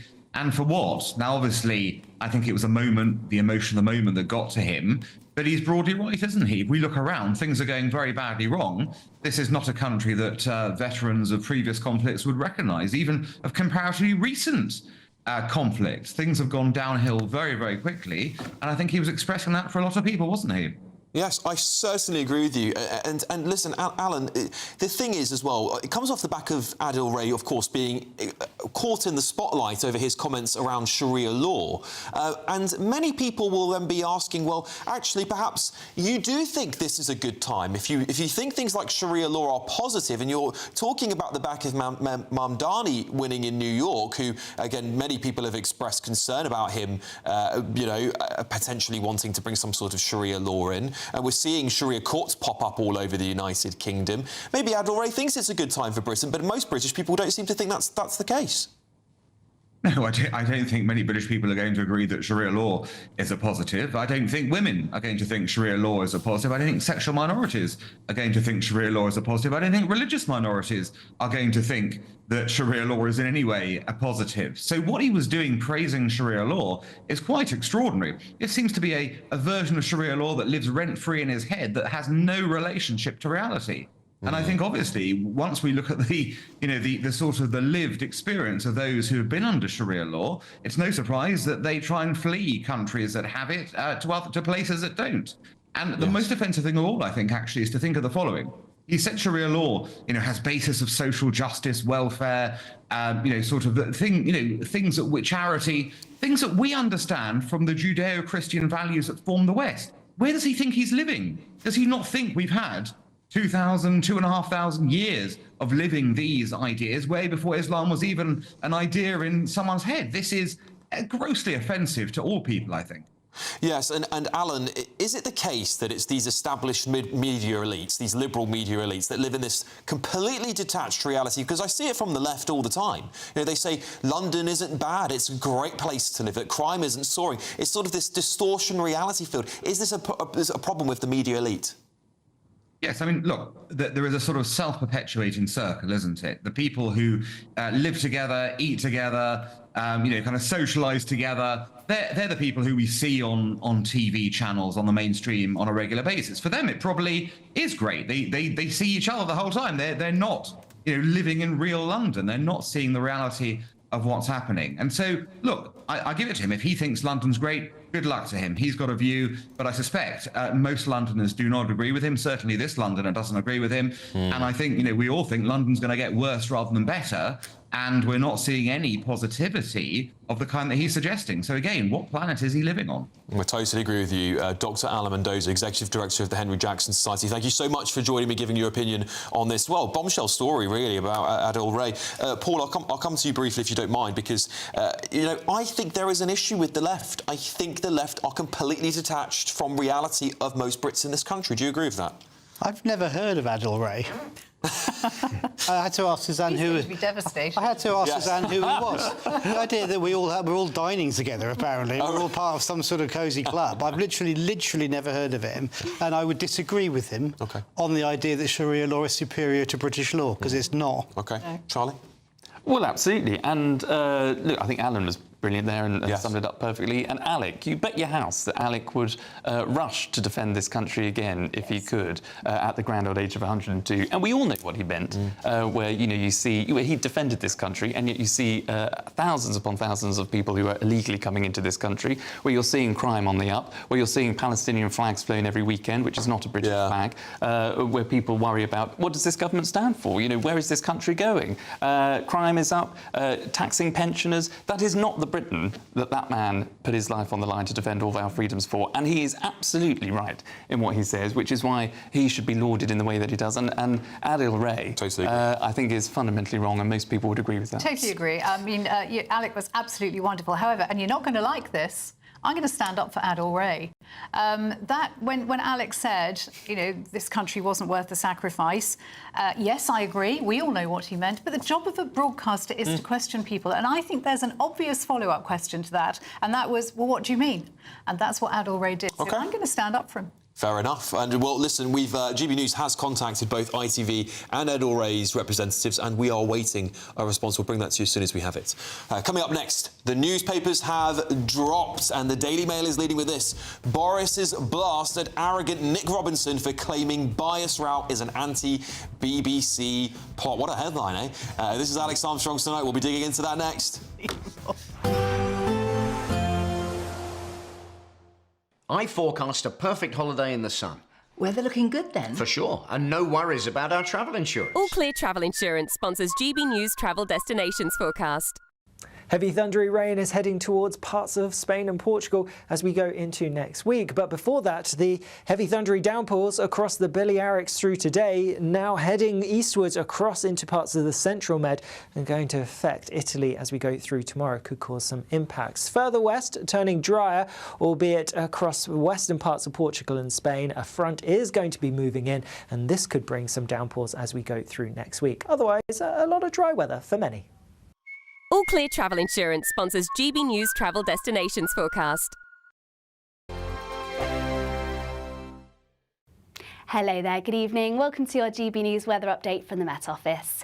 Clear skies this evening means it will be feeling chilly, turning wet and windy from the west though, and it's often going to remain unsettled as we head our way into Monday. For the time being though, we have had some sunny spells this afternoon, soon being replaced however by cloud and outbreaks of rain, pushing their way in from the west as a frontal system pushes through. So more clouds, some spells of at times quite heavy and blustery rain, particularly across Northern Ireland as we head our way further into the early hours of Sunday. But to the south of this, a very different story. Mostly dry, plenty of clear skies, so feeling chilly overnight. And it's likely we'll see some mist and fog by the time we reach Sunday morning.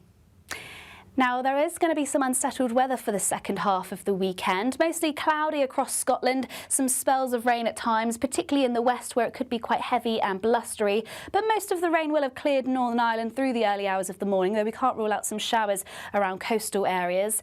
Spells of heavy rain will eventually start to push into Wales, southwest England through the course of the morning. But to the east and southeast, a dry and bright start to the day. Any mist and fog should clear away fairly quickly. That's because we're going to start to see those winds pick up, so turning breezy, particularly as we head our way into the afternoon, and heavy downpours eventually pushing in to western areas. But some sunshine will develop by the afternoon across Northern Ireland, so brightening up here, and even across the east and southeast it should be mostly dry and bright, more hazier spells of sunshine as we see a build of high cloud, but still feeling pleasant, and any brighter spells, highs of around 15 degrees Celsius.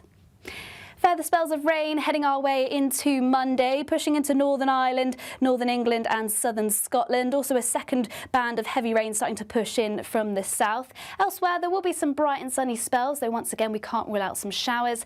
And I'm afraid the unsettled theme will stick with us into next week, with temperatures around or just above average. You want to know what's really going on in the corridors of power? Labour don't know what to do with you half the time, and that makes you quite lethal in the chamber. Get behind the headlines with Chopper's Political Podcast. Join me, Christopher Hope, as I sit down with the great and the good of British politics. We'll see where this ruling takes us. These are the stories shaping our nation. Chopper's Political Podcast, available now on all platforms. Listen in and stay ahead. Mornings don't have to be tiresome, especially if you have the right company. Wake up to news as it happens, opinion and debate, and of course, a little bit of entertainment too. Because when the kettle's on, we're on. That's Breakfast on GB News, a show worth waking up for. Every morning from 6 a.m. Only on the People's Channel, Britain's news channel. We'll spread the news, you spread the word.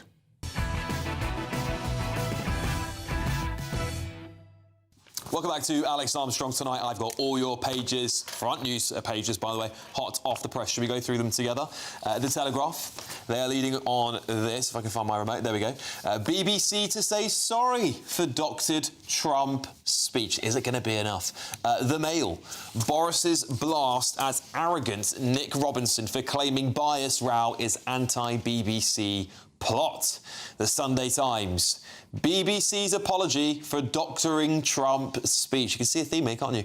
The Independent, nursing watchdog chief admits errors. And leading the GBNews.com website tonight, BBC will apologise for doctoring Donald Trump's January 6th speech as pressure piles on Tim Davie. And Jeremy Clarkson breaks silence following the death of former Top Gear co-star as he issues a statement. And of course, I've got my fantastic panel here tonight to talk about all this: journalist and broadcaster Suzanne Evans, former Labour advisor Paul Richards, and former Conservative advisor Charlie Rowley. Should we get started with the Daily Mail? Because Boris Johnson can't see... I mean, he's getting a bit like Blair for me. He can't really stop meddling. He's always got to be involved in something, and I just think you're bygones. Stay with the past where you belong. But a row, another BBC bias row here, now from the former Prime Minister Boris Johnson, of course, between Nick Robinson and Boris, Charlie.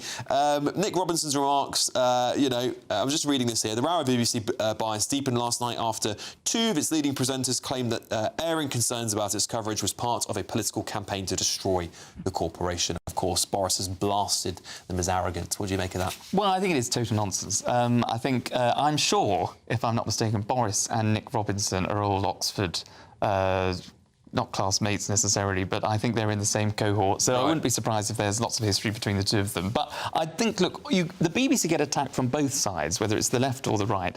And that tends to be actually when the BBC thinks to itself, oh, well, if we're getting attacked from both sides, we must be pretty neutral and pretty central. But the complete shift away from, I think, moderate people who think the BBC is actually impartial. We've seen scandal after scandal, time after time, where the BBC have not been impartial, where they have fallen way below what's expected of them as a public service broadcaster, the public service broadcaster, which is why I think it's absolutely right for Boris to call it out. And the idea that Nick will just sort of, an institution of the BBC will just want to sweep this under the carpet and say, oh, this is just some plot to get rid of us. It isn't. This is genuine criticism, rightly labelled at the BBC, and they should address it. Yes, Paul, because Nick Robinson, I'm reading this as the front page here, Nick Robinson's remarks later endorsed as exactly right by veteran reporter John Simpson, Paul. So the BBC club are sort of banding together here going, yeah, we're right. However, as we're going to find out when we read the next headline, there's going to be a little of embarrassing apology, isn't there? So maybe they aren't so right, perhaps. Maybe Boris is correct that there is a bias. I mean, you said Boris is a man of the past, but I don't think that's how Boris sees it. I think I'm going in on everybody tonight, Paul. I think there's no one out of my sights. I think Boris thinks he can come back in some guise or other. So that's why he's picking a fight with the national treasure that is Nick Robinson. Hands off Nick, I say. But the bigger point is the one you make, Alex, which is the BBC has to apologise for this absolute foul-up on Panorama, where they clearly doctored something for editorial reasons. And Samir Shah is going to be hauled in front of the committee on Monday and is going to have to issue this apology on behalf of the BBC. Quite right, too. Yeah, Suzanne, on Radio 4's Today programme, Nick Robinson acknowledged that there was a genuine concern about editorial standards and mistakes at the national broadcaster. So he's sort of playing a little bit of both sides here, isn't he? Yeah, but I mean, to suggest that this is an anti-BBC plot, I mean, this could be called a conspiracy theory. I think the BBC's disinformation correspondent, Mariana Spring, should be having a look at this. It's utter nonsense. Well, unfortunately, you can get BBC Verified to look into it, but I don't think they'd find much more than I would, frankly, because they don't seem to be very good at it. That's my opinion, at least. I'm sure they would disagree vehemently with me. Should we move on to our next story here, which is very BBC-related, unfortunately. BBC, or front page of the Sunday Telegraph here, the BBC will say, sorry, everybody, for doctoring that little speech there. We didn't mean to. I mean, it's just not enough. It's not enough, Charlie. Heads are going to have to roll for this. You cannot doctor a speech and expect an apology to cut it. Our relationship with the United States president is critical to the survival of our country and our defences and everything else, our economy. He could tie the BBC to the government. Totally. It was doctored. It was a scam. Whoever put this together wanted to portray Donald Trump in a way in which he was inciting violence on the Capitol, which just did not happen. And we know everybody has a divisive opinion about Donald Trump anyway. That could be fair. But the reality is trying to shift public opinion through complete and utter fantasy, which is what the BBC in this Panorama attempt was. Of course, heads have got to roll. And when you think about that's put to one side, when you think about that Gaza documentary that, again, a Panorama special, I think, where the documentary maker had links to Hamas. You know, and you had Bob Villan that I talked about earlier on at Glastonbury singing all kinds of obscenities. All of that gets slipped under the radar. Gary Lineker allowed to tweet endlessly whatever he wanted and got just called into the office to have a little talking down over a cup of tea. And poor old Martin Croxall, who's actually identified an error in the autocue, talking about pregnant women, not pregnant people. She's done better than BBC Verify. Exactly. And the poor woman. And she's been absolutely vilified because of that. This is complete bias on the BBC. They have not got a grip. So it's more than apology that I think that needs to be had. And Tim Davie absolutely does need to get a grip. And that's why I think Boris Johnson is totally right to go after them in the way that he has. Suzanne? Yeah, I mean, I'm going to stick with my conspiracy theory theme here. You remember how post-Brexit, The Guardian in particular, but also the BBC, went on and on and on about the Russians interfering in the Brexit vote and so on and so forth. There was foreign interference and foreign money and blah-de-blah-de-blah. Well, this is what the BBC's done. A week before the US election, they absolutely make Trump say something that's, not what he said at all. And here we go. Yeah, they're engaging in their own conspiracy theories here about interference in foreign elections. This is it. And Paul, look, I gave a litany of things. The BBC Verify that couldn't verify itself. We've got, of course, the BBC itself trying to go after its own presenters for what was a micro expression when you're trying to fix. I know what it's like when you're reading an autocue. Sometimes you're like trying to get a word out and it comes up and you've got to put some energy into it. And this is all they can give us is a sorry. Sorry. Now, is that good enough? Well, sorry for doctoring the President of the United States' speech. I mean, it's just ridiculous. And this is the moment for one of your impressions, isn't it? I would have thought there's this. I think we should sack them all, actually. We should get rid of the fake news BBC. That's what perhaps Donald Trump might say. That's what we've been waiting for all night. I mean, on the serious point is... now turned up. The serious point is, though, this is the chairman of the BBC is going to be in front of a parliamentary committee. He's going to get beaten up in front of that committee, and he's going to have to say sorry quite right too. But this is accountability, and it's working. Panorama should be hanging its head in shame, by the way, but they shouldn't be allowed to tar the entire BBC with this. And if people have to be fired, then so be it. OK, but we'll come back to more BBC, what I would call BBC bashing, because I think they do need a bit of a bashing, don't they? Viral video caught my eye earlier on. Have a look at this. And if we have a health pandemic, then why would New Yorkers turn back to the governor who sent seniors to their death in nursing homes? That's the kind of experience that's on offer here today. What I don't have in experience, I make up for in integrity. And what you don't have in integrity, you could never make up for in experience. Oh, I mean, do you know what? I don't like his politics whatsoever. I mean, this is newly elected New York Mayor Zoran Mamdani, who hit out Andrew Cuomo after President Trump backed him in a recent interview. And of course, listen, I'm not a big fan of the guy's politics, but he is charismatic, and that is an issue for the Republicans, isn't it, Suzanne? Oh well, what do the sort of left say about the charismatic politicians, about how dangerous they can be? They say quite a lot about it, and I think this man's pretty dangerous. Actually, I think he's a communist. He's hard left. He's Islamist. He's not condemned the October the 7th attacks. In fact, quite the opposite. I find him deeply, deeply worrying. And New York has been a city, a wonderful city. I love New York, but it's been a city that has, like London, gone more and more left-wing, more and more pro-Islam. And I'm afraid it's downhill all the way. Paul? I don't think he's an Islamist. I don't think he is a communist. I think being in favour of free buses doesn't make you a Marxist. I disagree with him. Government's grocery run stores? Well, if that means people get food, why not? But honestly, I think his Middle East policy is extremely worrying.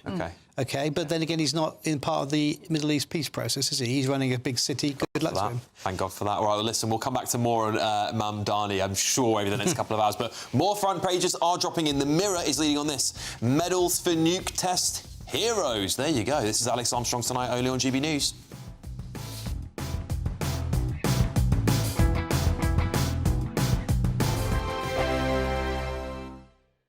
At GB News, we love to hear from you, our loyal community. So drop us a line at gbnews.com/yoursay. There you can talk to each other and also to the presenters live on air. gbnews.com/yoursay, because GB News is your channel, Britain's news channel. GB News Breakfast, every day from 6 a.m. Now, the Royal British Legion is launching the Poppy Appeal to raise funds to support the armed forces community. Well, the launch will be held at Frameless, where veterans supported by the RBL will share their stories amid a spectacular, immersive poppy landscape projection. Well, the appeal will encourage the nation to wear a poppy to send a personal message of thanks to those who serve. Well, let's talk to our national reporter, Will Godley. And this is all part of the Royal British Legion's fundraising, this Poppy Appeal, happening from now until Armistice Day on, of course, 11th of November, raising money for the armed forces community. They're hoping to raise £50 million to support the some 7,000 veterans, family members and armed forces. And when you were in Afghanistan, that's when your military career came to an unexpected end, wasn't it? What happened there? So I was the point man in a foot patrol, and unfortunately I was involved in an explosion which subsequently took my hearing from my left ear, and due to that I was forced to leave the army for medical reasons. And since then, Jason, you've been supported by the Royal British Legion. What kind of support have they offered for you? Well, it's a vast array of support, really. It can be financial, mental health. They can signpost you for different various charities and support that, as veterans, that we really essentially do need, to rebuild our lives and get to a better point, and be positive in our lives and know that we've got that hand on our shoulder when it's needed. And I can hear you sounding a little bit emotional talking about it. What kind of a difference has that made, that support, on your life? Oh, it's massive, you can't really... It's not something you can put into words. GB News, the People's Channel.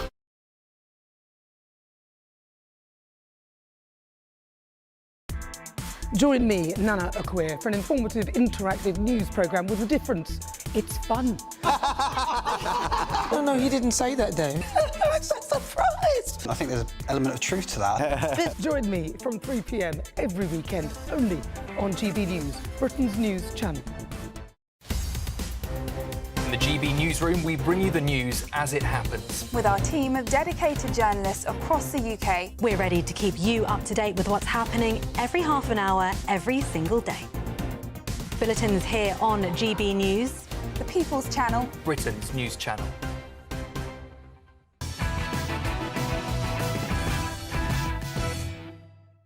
Welcome back. More front pages here for you. Let's start with the Daily Express. Victory for our heroes. MOD to pay overseas commemoration costs so fallen comrades can be honoured. The Mirror. Medals for nuke test heroes. A Mirror campaign victory they're hailing here. More veterans involved in H-bomb testing in Cold War are to be commemorated for their service. And The Sun. Davina Lorraine saved me. Star spots breast cancer lump. Early advice to check by Kelly campaign. There we go. Right, shall we go? I do want to commemorate, because what's going on tomorrow, of course, is a very important day. We're going to be thinking about Remembrance Sunday, won't we? The Sunday Express here and The Mirror, both of them celebrating some sort of victory for our veterans. We'll start with the Sunday Express, Paul. MOD to pay for overseas commemoration costs so fallen comrades can be honoured. These are really good things that the printing press are still really good at putting pressure on politicians to get changes to the government, who sometimes let our heroes down.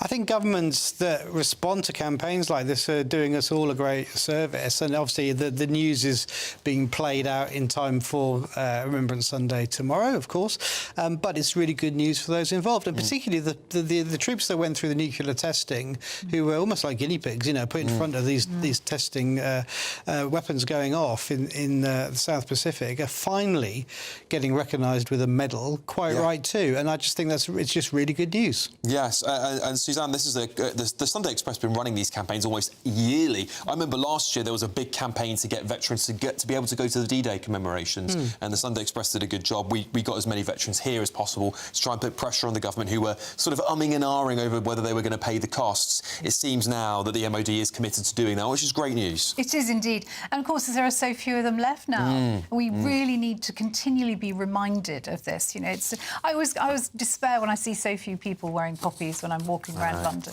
I know. But I was, you know what, Suzanne, I was selling poppies on Victoria Station the other day. Lovely. But Brits of all shapes and sizes, colours and creeds would come up, and you didn't have to rattle the tin. They would come up. They would want a poppy. So there's still a huge support for our veterans. Friends of mine who were saying exactly the same thing in my hometown, but there's still not enough people who remember it. It's fading from our memory, and it really mustn't, because it's vital. Yeah, and it comes off the back of the news today that the curriculum is not going to force, Charlie, children and schools to teach World War I and World War II history, which I think is just not only very poor timing by the Education Secretary, but I think a poor decision. Yeah, it's a totally poor decision. I mean, I do actually like some of the changes that have been made in the new sort of curriculum. I'd like more arts to be taught. I do think there needs to be a varied curriculum without dropping the core subjects. But I do think you need to know your history. I think you need to know your past. That's what makes us proud as a nation. That's what makes us be able to make better decisions going forward. If you try and forget about it, cancel it, sweep it under the carpet, then I think we'll be getting nowhere. But the other thing about tomorrow, just very quickly, is that I think, you know, the Black Cabs of London give you a free ride as well. Yes, they're brilliant. They're absolutely brilliant, by the way. They have done cabbies have done so much for our veterans, by the way. Another great group of people. And I think when it comes back to this curriculum change, because I think it's all tied in, Paul. Do you think the Education Secretary should rethink this teaching of World War II, World War I history? Well, I echo what Charlie said about changing the curriculum. I wish somebody had taught me how a mortgage works and, you know, all this sort of thing, how compound interest works and all those things. Kids should know that, but they should also understand about Dunkirk and about D-Day and about the liberation of the camps and about VE Day and VJ Day. Of course they should know that. OK, Suzanne, I'm guessing you're going to agree with me very briefly, if you don't mind. Yeah, absolutely, totally agree, but I also totally agree with Paul. Financial acumen is very important. Kids need to know about it. Totally agree. Well, listen, look, coming up on Alex Armstrong Tonight, late edition, another story here. Right to criticise Islam is protected under British law, a judge has ruled. I'll bring you that first, but here, let's get your weather first.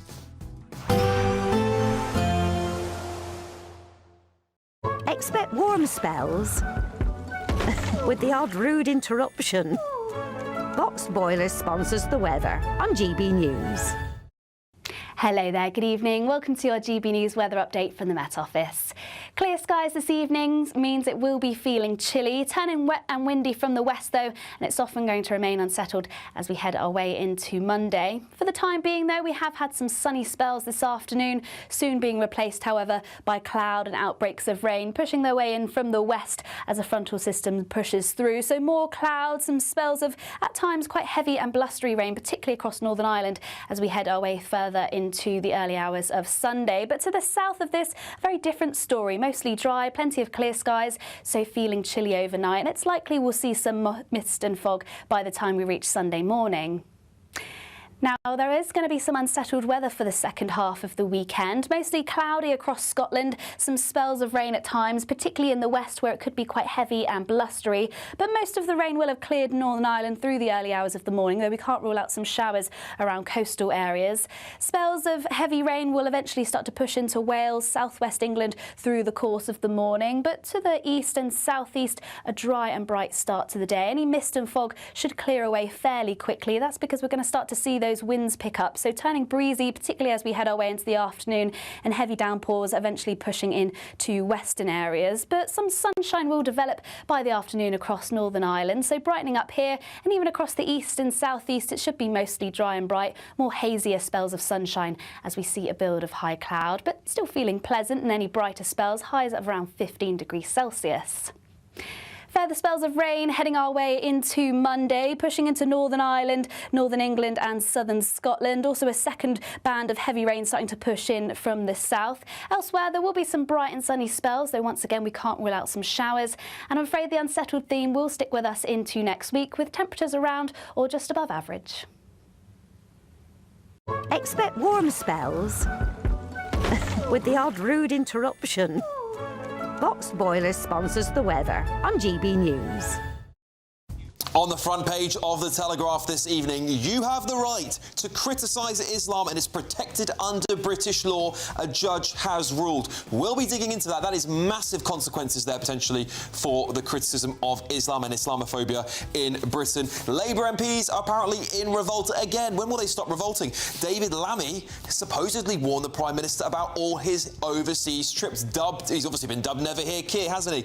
Loads more on the front pages here. Of course, the BBC are going to say sorry for doctoring that image of Donald Trump. Anyway, all that coming up next.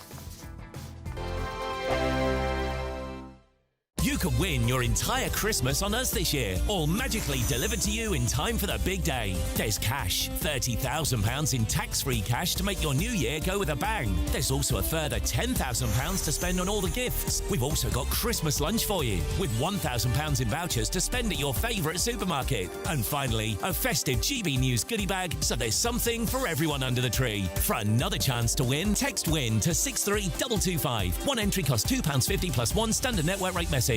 Or text BONUS to 63225. 5 entries cost £5 plus one standard network rate message. Go to gbnews.com/win. Entries start at £2.50. Call 0903 686 3232. Calls cost £2.50 plus your network access charge. Or post your name and number to GB17 PO Box 8690 Derby DE1 9TT. UK only. Entrance must be 18 or over. Lines close at 4 p.m. on the 28th of November. Please check the closing time if listening or watching on demand.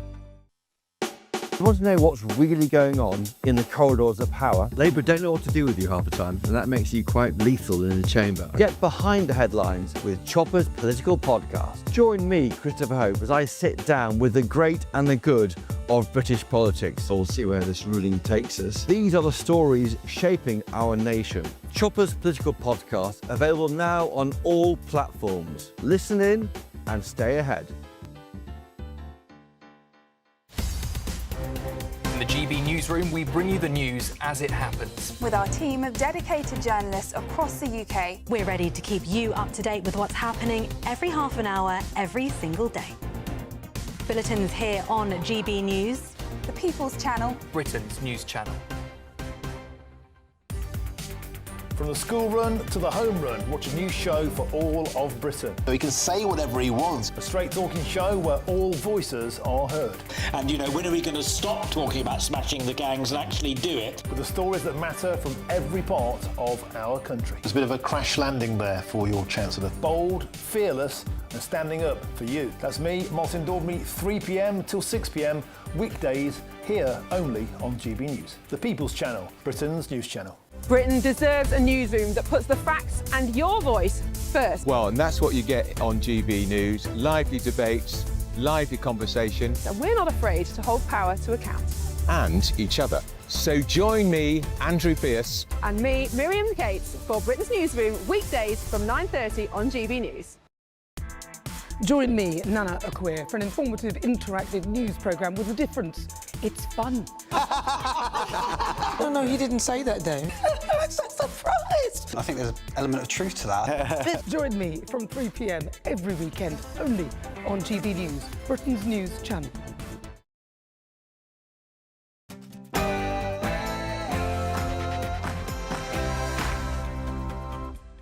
Good evening, it's 11 o'clock. I'm Alex Armstrong, and this is Alex Armstrong Tonight's Late Edition. There is no offence of blasphemy in our law.